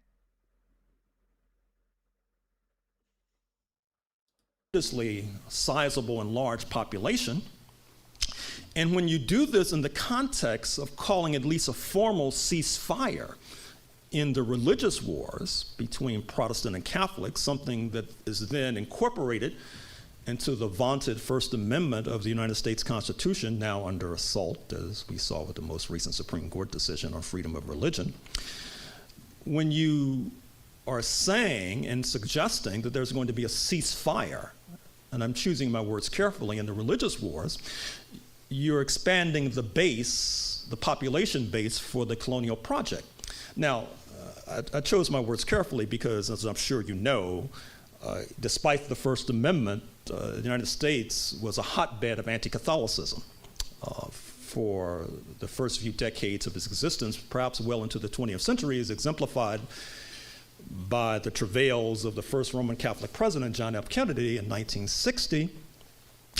And I think we need not discuss the travails, quote unquote, of the first serious exactly. Mormon or member of the Church of Latter-day Saints presidential candidate Willard Mitt Romney in 2012. I'm sure we need not detail the travails of anti-Semitism and anti-Jewish fervor, which was also part of the history of the United States of America, as it is to this very day. It is. But it is fair to say that there was a formal truce, a formal ceasefire, which was quite pragmatic in the sense that it did expand the base for the colonial project in North America. So this was part of the problem with constructing this so-called all-white colony in the state of Georgia. Another problem was that across the border in St. Augustine, Florida, which bills itself as the largest urban center, or the oldest urban center, I should say, on the North American continent, you had a plethora of armed Africans going back decades, and frequently they were crossing the border to attack Georgia and to go further to attack South Carolina, which brings us to the largest and bloodiest uprising of the enslaved in British colonial history, taking place in South Carolina circa 1739, 1740. Stono's Revolt, as it has been called, interestingly enough, had the fingerprints of armed Africans from St. Augustine all over it. Stono's Revolt in South Carolina also involved Africans who had roots in Angola, Southwest Africa. Angolans who oftentimes spoke Portuguese, a language, as you know, is quite similar to Spanish, which facilitated the collaboration between the armed Africans in St. Augustine and these Africans in South Carolina. And also, perhaps not trivial, is the fact that many of these Africans in South Carolina were Catholic, and therefore perhaps had some sympathy to His Catholic Majesty. I think one thing to get from this bit of his chat is just the nature of the bigotry between all of these different groups. There were lots of differences that people saw as important. There were lots of differences that people saw as like important between these communities. But then you'll see all of those differences go away under the umbrella of whiteness. When they all agree, yep, we should all unite under the umbrella of whiteness, they justified what they were going to do with the British. In Madrid. And in any case, His Catholic Majesty, in the run-up to Stone's Revolt, circa 1739 and 1740, had sent emissaries across the border suggesting that if these Africans... The only Gerald Horne book I've read, Tim May, is The Counter-Revolution of 1776. And I think it's the most incredible book. Escaped to St. Augustine and converted to Catholicism, then they too could be incorporated into the Spanish military and could receive other kinds of benefits. So it turns out that by yes, Sarah, yep. trying to establish this all-white colony, London had not done itself any favors. It had only complicated its colonial mission. This leads to the conclusion that the only way out for London was to oust the Spanish from Florida and the French from Quebec. That is attempted in the 1740s with mixed results. Particularly important here in the 1740s, as we march towards destiny in 1776, is the fact that the British and the Spanish crossed swords in Cartagena, which is part of Tricycle Kid, thank you for that suggestion. And much publicity attended the fact that the British forces were shellacked, not least by armed Africans. This shellacking of the British forces in Cartagena also was facilitated by the fact that many of the European settlers on the North American mainland in the so-called 13 colonies were quite reluctant to... My equation on, historical figures who are seen as like based, or, people look at them and read them religiously and all of this, for me, knowing what European colonization did to the world, I will never ever take an opinion of a white European in terms of what oppression was like and how to move on from oppression. Those are the lines I draw. I'll never ever look to a white European to educate me about oppression. Come to the northern coast of South America to fight the Spanish because they were busily expropriating the indigenous and trying to manacle Africans.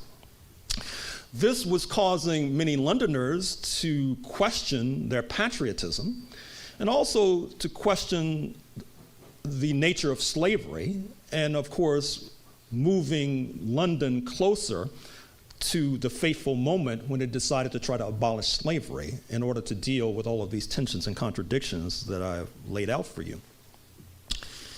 In the 1750s, finally, London decides to make an all-out push to oust the Spanish and the French from North America. They impose taxes on the settlers in order to fund this effort. This leads to a turning point in the history of North America, if not world history, which is the so-called 7 Years' War, 1756 to 1763, where London is successful in pushing the French out of Quebec. And as you know, you still have a lingering national question of disgruntled French speakers in Quebec. It's like they say, never trust a thin chef. As we speak, and pushing the Spanish out of Florida. But in some ways, this too is a catastrophic success for London. Certainly, it's a major defeat for the Africans, because when the Spanish are pushed out of Florida, this removes a rear base from which Spanish Africans could align with the Spanish to attack their mutual antagonists in Georgia and South Carolina. But also as a result of pushing the Spanish out of Florida and the French out of Quebec, this infuriates Paris and infuriates Madrid, and it allows the French and the Spanish to then cut a deal with the settlers, the British settlers in the 13 colonies. Never trust a thin chef. Ally in order to push the British out of North America. This particular decision is also facilitated by another momentous event, which is June 1772, Somerset's case, whereby Lord Mansfield, a Scottish judge, by the way, rules that at least in terms of the Sceptred Isles, this part of Western Europe where London rules, that slavery would no longer persist, that it would be abolished. It does not take an oracle or a seer to divine that that decision could be exported to the North American mainland, which was the fear of many colonists. The Somerset case, this decision to abolish slavery that emerges from London in June 1772, infuriates and enrages and outrages many of the settlers. Mm-hmm. This is taking place as London is arming more Africans to send them to the North American mainland in order to patrol European settlers. This is obviously inconsistent with the settler model of development, which is based upon the relentless oppression and despotism towards people of African descent. Not only that, but they are complaining about the taxes that are being imposed, that had been imposed, in order to fund and facilitate the 7 Years' War that pushed the Spanish out of Florida and the French out of Quebec, supposedly guaranteeing and securing their security. Other events that take place that are important to understand in the run-up to 1776 is that the British, during the 7 Years' War, not only puts the Spanish out of Florida, they temporarily push the Spanish out of Cuba, but they make a ruling that the slave trade to Cuba would be regulated, which outrages many of the slave dealers in the Carolinas in particular. They feel that this violates that cardinal principle of free trade in Africans. By the way, very recently I learned about the Windrush generation. You guys should look that up. It's fucking insane. I couldn't believe it. I couldn't believe what the Windrush generation had to do. Yeah, it's fucking crazy. Insane. And then you may know that the settlers had a justifiable reputation of being past masters at smuggling, and this was a way to evade and avoid taxes. And there was one particular case that takes place at the same time that Somerset's case was erupting that is particularly critical in this eventuality. What I'm referring to is there was a ship called the Gaspee off the coast of Rhode Island that's attacked by settlers led by John Brown, who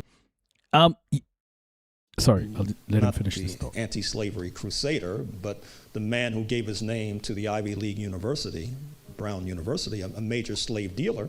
Wow. And he was also a leading smuggler, and his attack on the Royal Navy led to his being captured. And as it turns out, a major witness against him is a man of African descent. And this too is infuriating to the settlers, who feel this is one more bit of evidence in terms of this, what they see as a developing alliance between Africans and London against their interests. To move the story further, let me say that another characteristic of this revolt against British rule in 1776 that leads to the formation of the United States of America is what I refer to as the Black Scare. Crew member That is to say, thank you for your continued support. Oh, 2 months, Tim. Thank you so much. Thank you. The fear that Britain would put more arms in the hands of Africans, and that these armed Africans would be used to discipline the settlers. And this fear comes to a kind of fruition in 1775 in the colony that is Virginia, in many ways the most prosperous and lucrative colony, a colony that had a disproportionate number of African slaves, a colony led by men who would go on to play a preeminent role in the formation of the United States of America, such as George Washington, Thomas Jefferson, et al.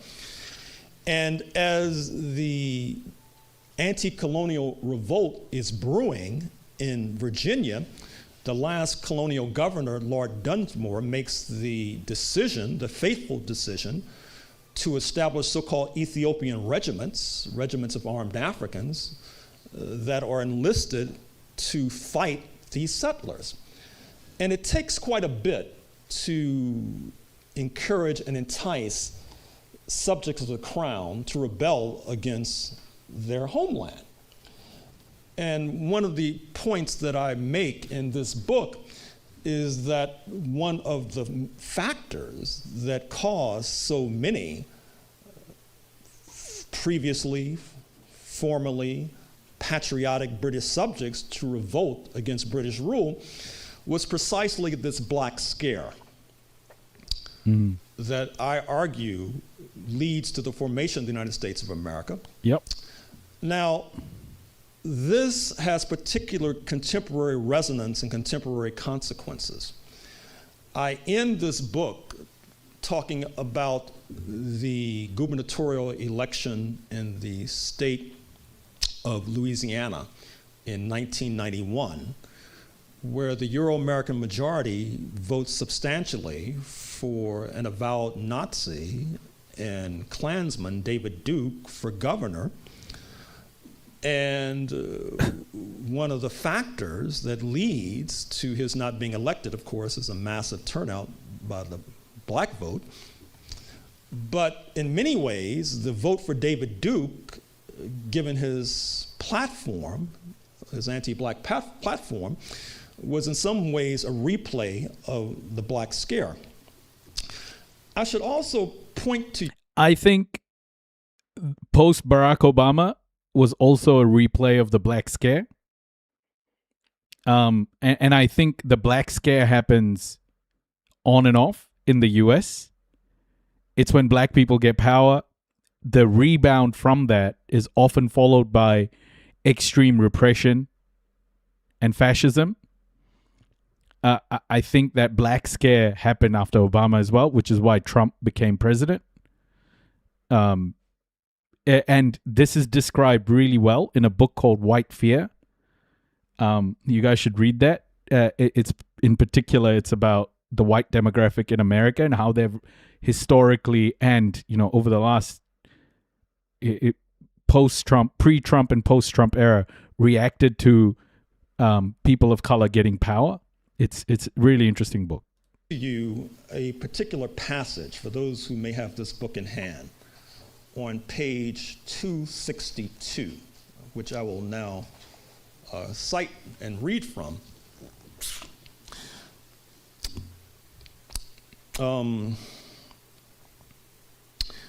I say on page 262 that my deployments of the terms racist, in quotes, and racism, in quotes, is intended to invoke the political more than the biological or even the anthropological.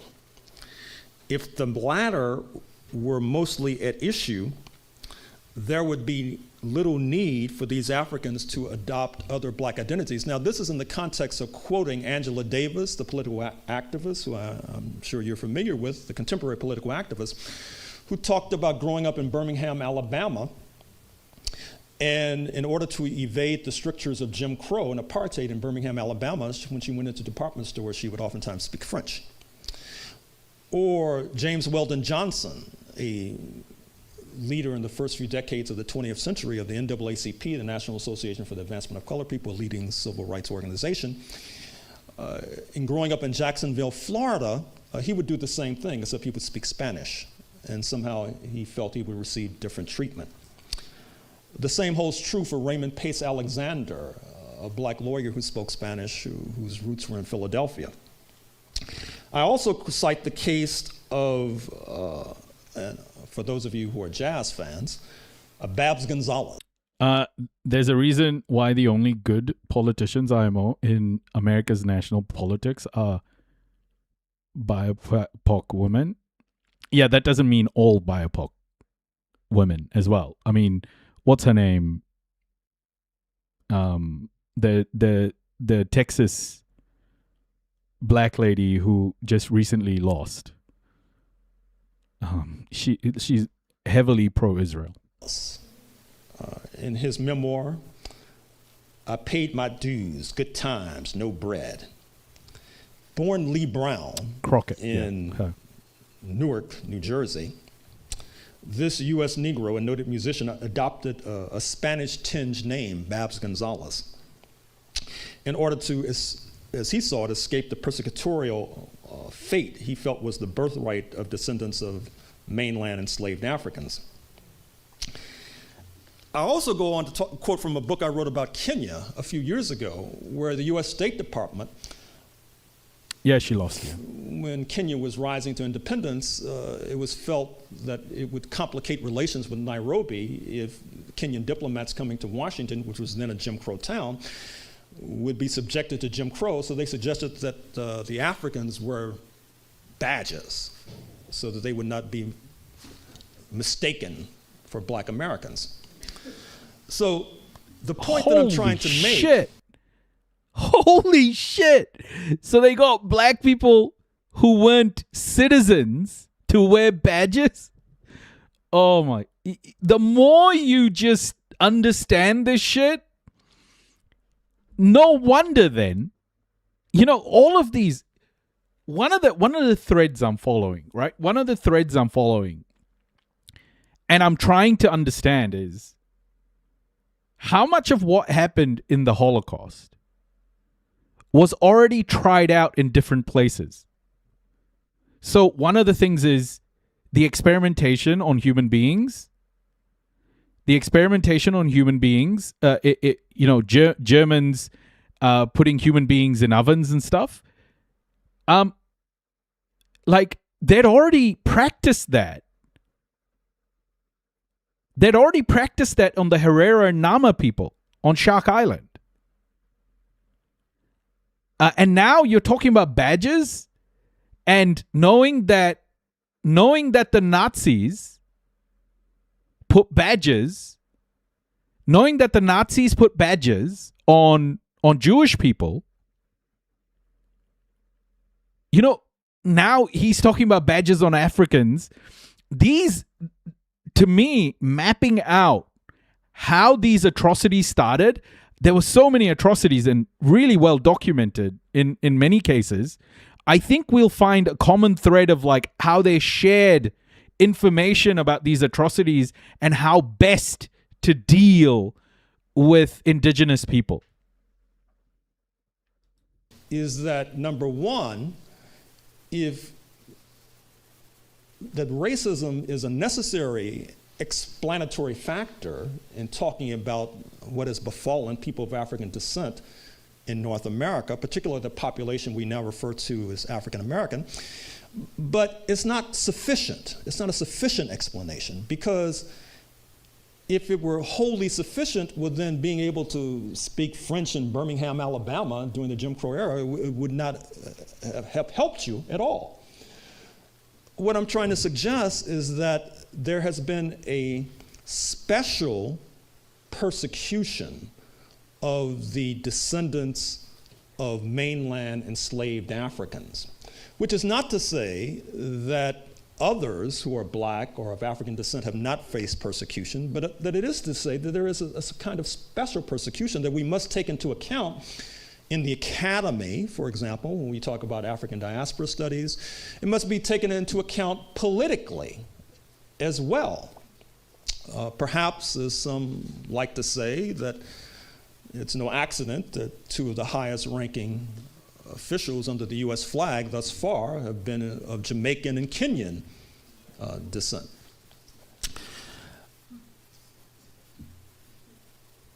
But it's also fair to say, as I wind up, that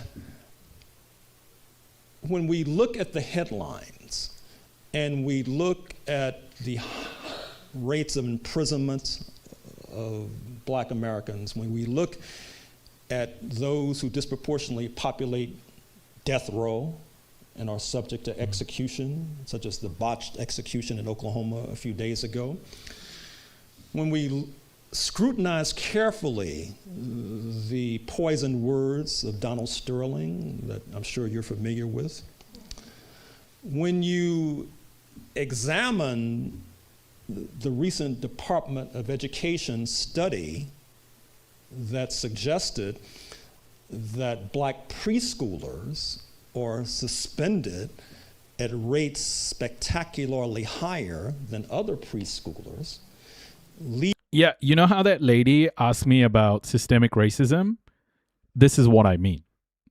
Like, it's policing, it's education, it's access. It's so many different things that if you started to undo some of that, like every detail has that racism, that systemic racism embedded in it. Like what Gerald is talking about here. When I talk about hungry kids in New Zealand who go to school hungry, are predominantly those kids in poverty who are predominantly Maori children. Maori and Pacifica children. That isn't a coincidence of colonialism. That is the model of colonialism. That is what colonialism was meant to do. It wasn't by chance. It was the design. Leading to a letter writer writing to the New York Times just a few weeks ago, suggesting that we may be marching to a destiny where black infants are segregated on the premise that they may cry louder. And he said that, the letter writer said that jokingly, but this may be the path, this may be the path that we're on. I say all of this to say that as I wind up this Shirley Kennedy Memorial Lecture about the consequences of the formation in 1776 of the United States of America, allow me to say that the past is not past, it's still with us. Yes. And that, as Barack Obama suggested when asked in Malaysia about the comments of Donald Sterling, and he suggested that this was part of the continuing legacy of slavery and Jim Crow. He had a point.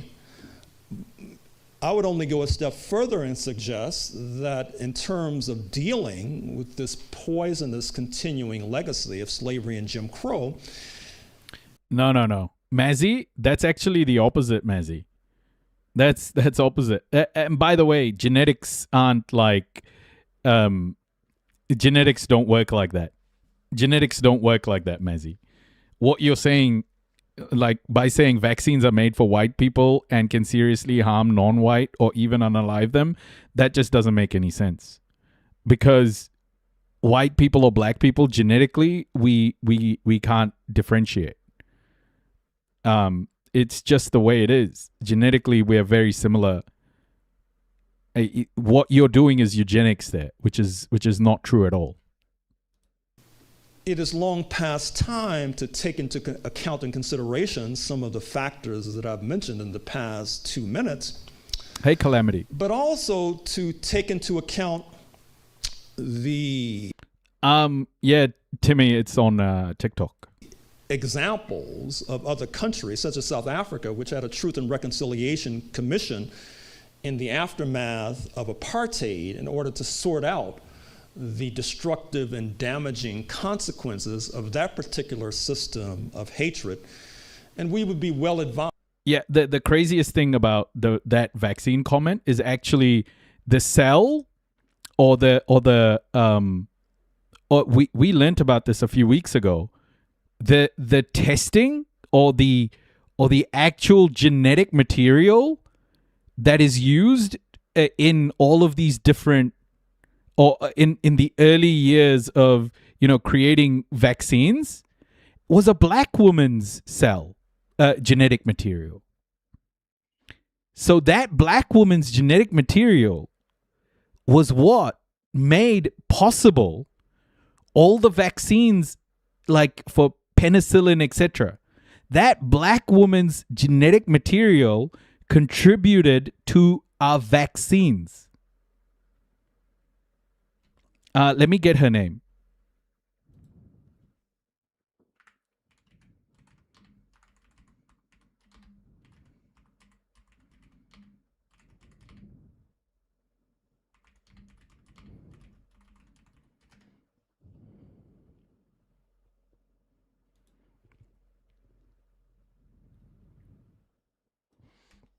So this is one thing I want to show you guys.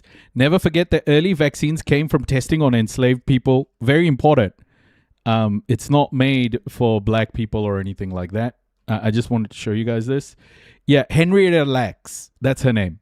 The foundational genetic material used to develop and test many modern vaccines, including polio, HPV, and COVID-19, was derived from an African American woman named Henrietta Lacks. The HeLa cell or HeLa cell. Yeah. What does that mean? It was her cells.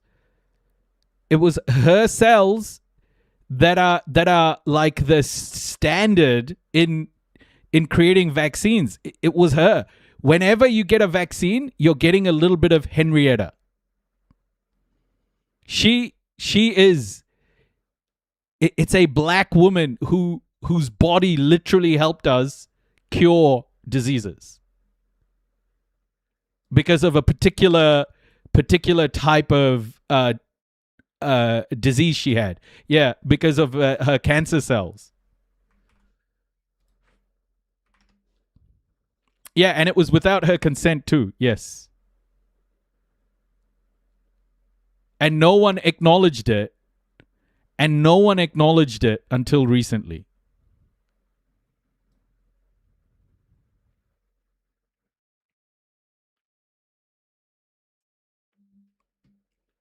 The cell is named after her.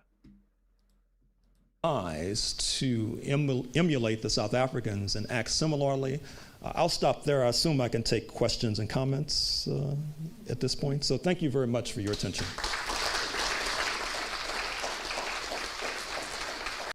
So the crazy thing about this whole 1776 situation, where people who were in America united, Irish people or Spanish people or English people, French people, they united, German people, Dutch people, they united under the umbrella of whiteness to fight against the British, to create what is now the United States of America, right? But I think here's my take on it. I think 1776, when the British were expelled, was actually the first indicator of the failure of, or the decline in many ways of white supremacy and European colonization. Because what it did was for the first time, what it did for the first time was create a rift within whiteness. And in my honest opinion, that rift has amplified over time.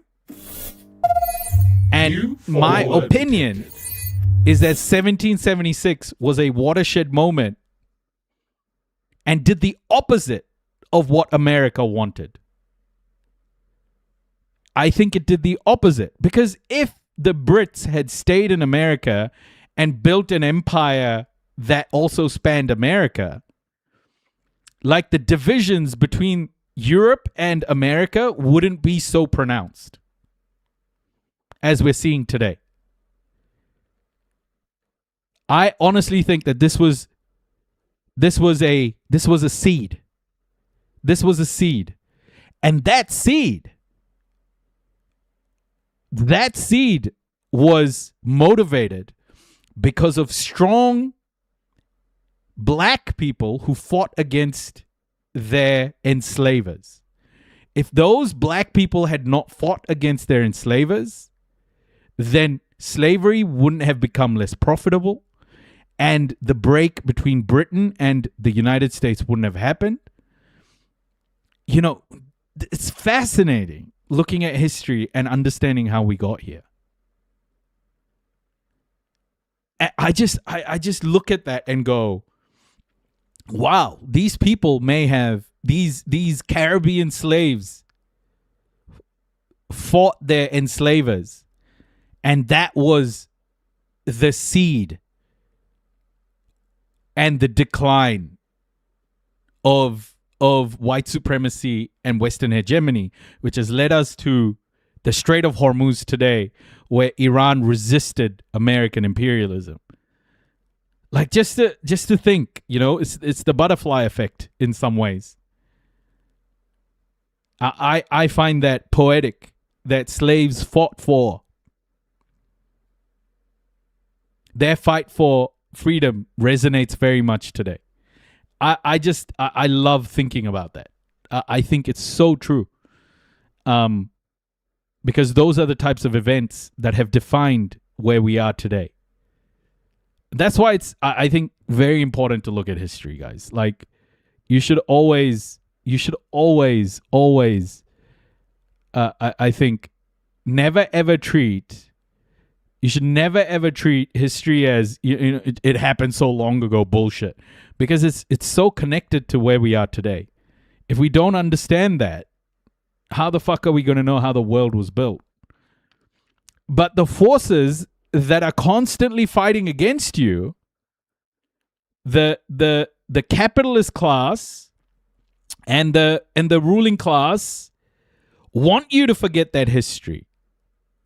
Want you to forget that history. Because when they talk about equality, when white supremacists talk about equality, when the capitalist class talks about equality, and when Western politicians talk about equality, they're actually saying amnesia. Because they want to maintain status quo for as long as possible and just call it equality.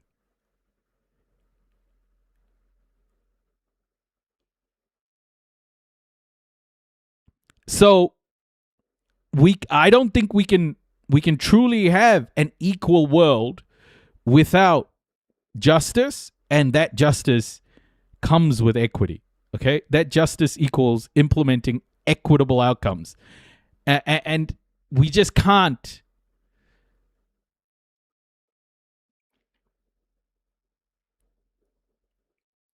forget these things. We can't. Because if we forget these things, we forget why the world is the way it is. Those threads have influenced our world. Modern capitalism itself is the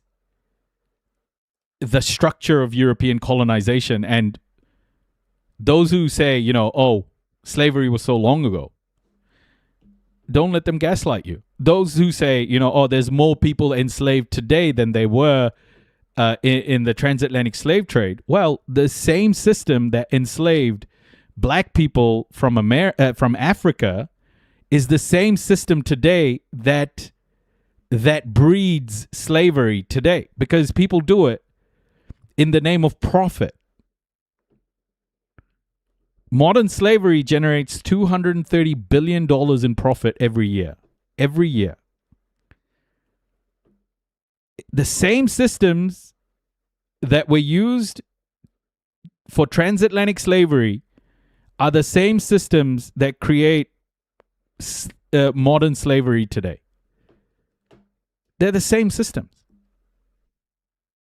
So people like Gerald Horne to me are like transcendent human beings, man. Are you talking about private prisons and companies like CoreCivic? Yeah, that. But also I'm talking about the Gulf states who enslave a lot of labor from India and like Bangladesh and stuff. Again, like all those people in the Gulf states who are helping build, Philippines, all of that, who are helping build those stadiums and all of that stuff, is again at the behest of Western capital, right? Like the Gulf didn't get that big without their oil money, and they trade that oil money with US dollars. So all of these things are linked, you know? You can't just see these things as separate events.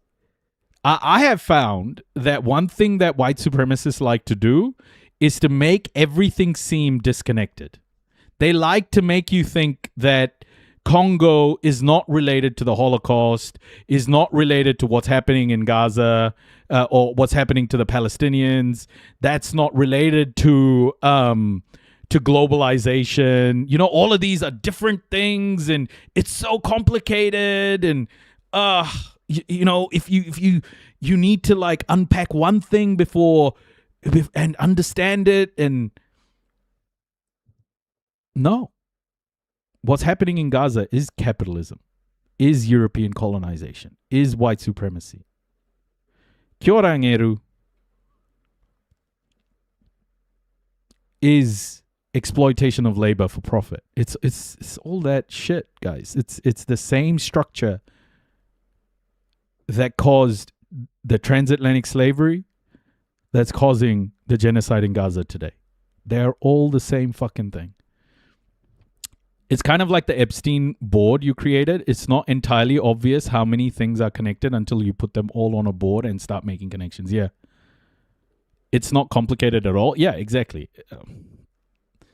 It's not complicated at all. Liberalism is the most idealistic, nonsensical viewpoint. It tells you to ignore your eyes and ears.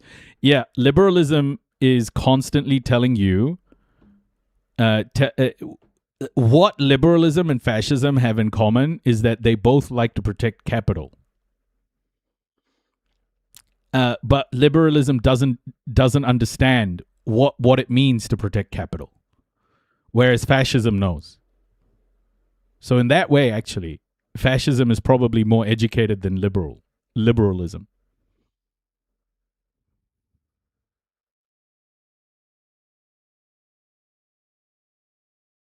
It's easy to unpack when you realize they all come from the same box. Yeah.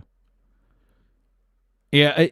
The project, the global project of these systems of oppression, of centralizing wealth in London and Amsterdam, those things haven't stopped, you know? They just evolved over time, and they got remarketed. They got renamed, rebranded.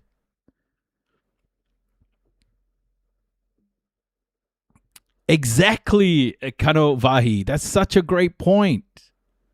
It's so obvious with how aggressively liberals have been attacking this new socialist wave in some of the most heinous ways. Yeah, it's so interesting to observe this. The people attacking the DSA, the Democratic Socialists, are liberals. They are the ones who are attacking them the most. Not the Republicans, man. The Republicans aren't even attacking them. Like, Trump will call them communists or some shit. But it's the ones who are attacking them the most are liberals. Oh my gosh. What are we doing? This is the thing, guys. Like, we're so colonized. Mental slavery. When Bob said, emancipate yourselves from mental slavery, none but ourselves can free our minds.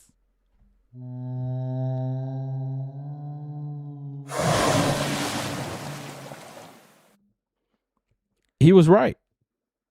He was right. Liberals need to decolonize. We need to decolonize. We need to deconstruct everything we've learned and been taught. And like, weirdly, Republicans sound more honest and sincere about attacking DSA than liberals do. Yeah, it comes back to this, right? It comes back to this. Let me just bring this up, because I'm not saying that fascists are better than liberals. I'm not saying that. I'm just saying that at least you can see a fascist coming. Liberals are just fucking... There are many whites who are trying to solve the problem, but you never see them going under the label of liberals. That white person that you see calling himself a liberal is the most dangerous thing in the entire Western Hemisphere. He's the most deceitful. He's like a fox, and a fox is always more dangerous in the forest than the wolf. You can see the wolf coming. You know what he's up to, but the fox will fool you. He comes at you with his mouth shaped in such a way that even though you see his teeth, you think he's smiling, and you take him for a friend. Countries across Africa have begun to... I think it's so important to understand that. I was gonna do that. Nah. Fuck it. I think it's so important to understand that. I am starting to really, really understand the liberal mind so much, and the role liberals play in creating fascist uprisings. It's not a noisy stream without our weekly dose of Malcolm X. Yeah. I found it so, like, I find the liberal mind so interesting that, like, they have constantly enabled fascists. Constantly. Just because they couldn't criticize their own people. They couldn't take a stance that would mean not protecting capital. New follower detected. Mangorist, welcome. And that is the key thing here, guys, is the thing that liberals have in common with fascists is the fact that they want to protect capital. Both of them want to protect capital. For liberals, it is their number one priority. Capital protection is their number one priority. What is my political ideology? I focus on equitable outcomes. My ideology is I want to contribute towards building a more equitable world for all. I just want to contribute towards building a more equitable world for all. And I will vote for people who are doing that.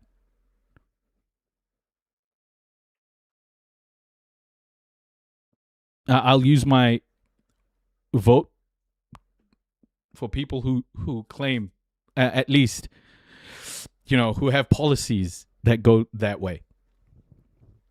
I don't consider myself, I am a leftist for sure, somewhere in the left. I don't know.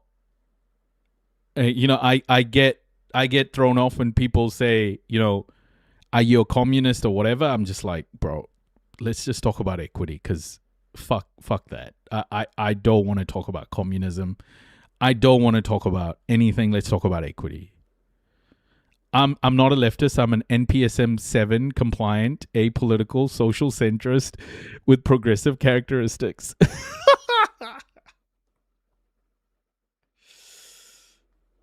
I just get sick of, like, because I get constantly I get shade from all sorts of people. Like if I say, you know, I'm ACAB, but I am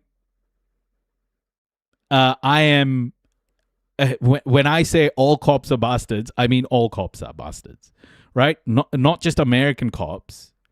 I think, you know, Ethiopian police are bastards. Somali police are bastards. Chinese police, Iranian police are bastards.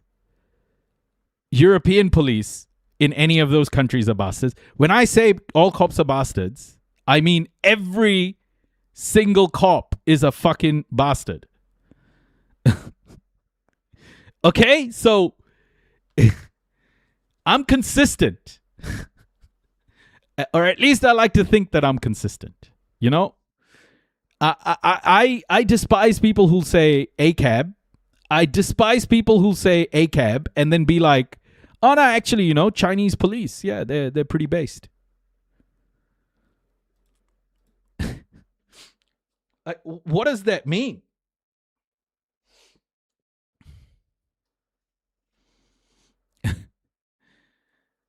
I just can't understand it, guys. I can't understand. Like, I think consistency in today's world is very important. Oh my gosh. I'm getting a nosebleed, guys. 1 second. I'm getting a nosebleed. Give me 1 second. I get these all the time.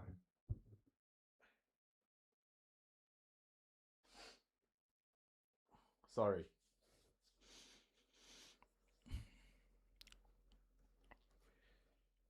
It's okay.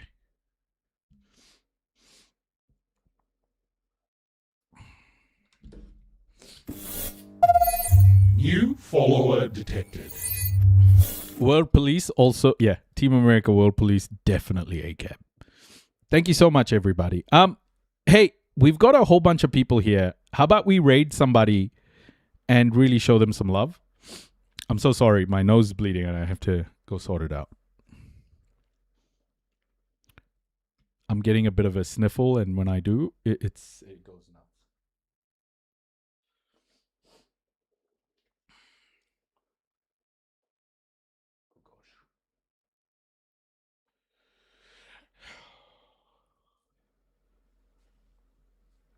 Oh gosh.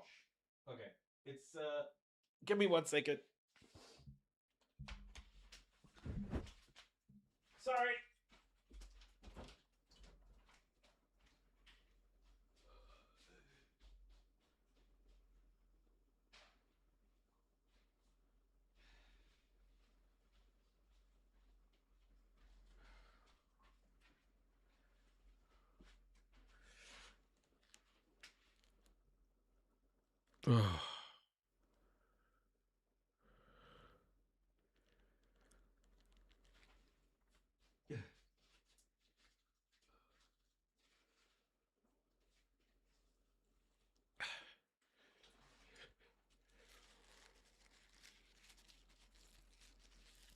Who are we rating, everybody? Who are we rating?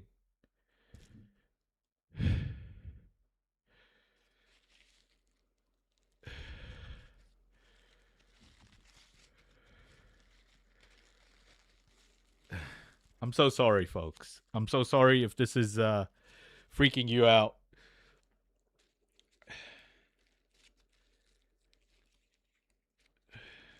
Yeah, I'm fine. I'm fine.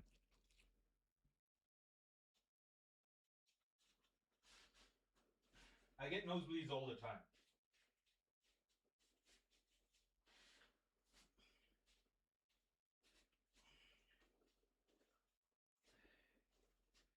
I've had this problem all of my life.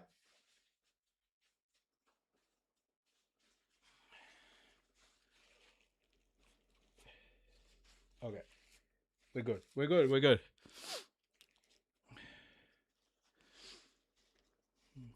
I'm okay. Who are we rating? Can we show some love to someone?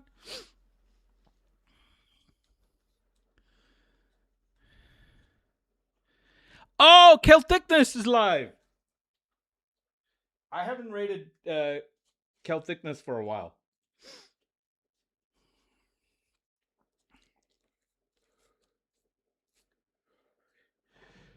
I haven't rated Kel Thickness for a while. Let's go. Let's do it. Thank you so much, everybody.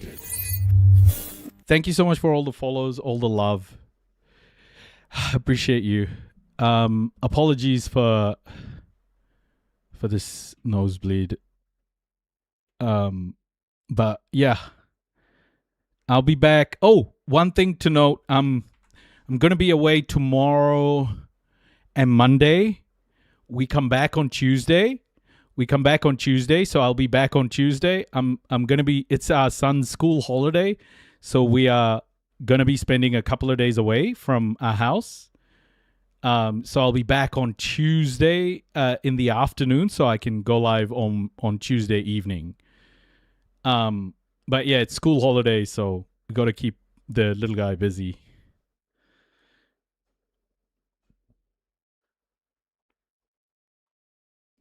This is so good. Thank you so much, everybody. I will be back, and I appreciate all of you. Loads of love.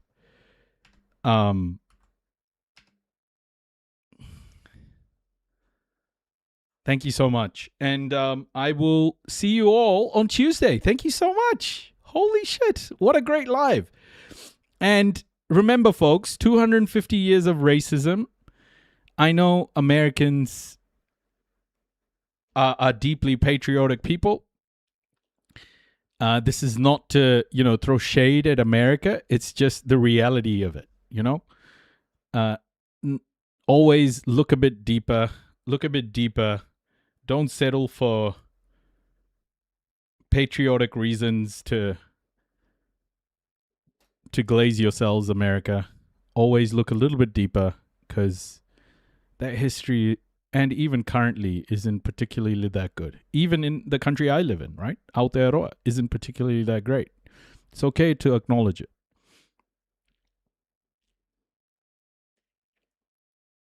Okay. Take care, all. I'll catch you soon. Enjoy the raid. Here we go. Twitch, you ready? Please say hi to Kel Thickness. In 3, 2, 1. Take care, folks. Good night. Kakite Pomarie.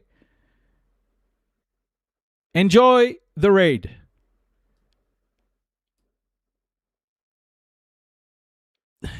And Kakite Pomarie, TikTok, YouTube. Take care, everybody. Take care. Love you all.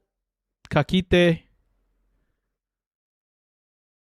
I'll see you all soon.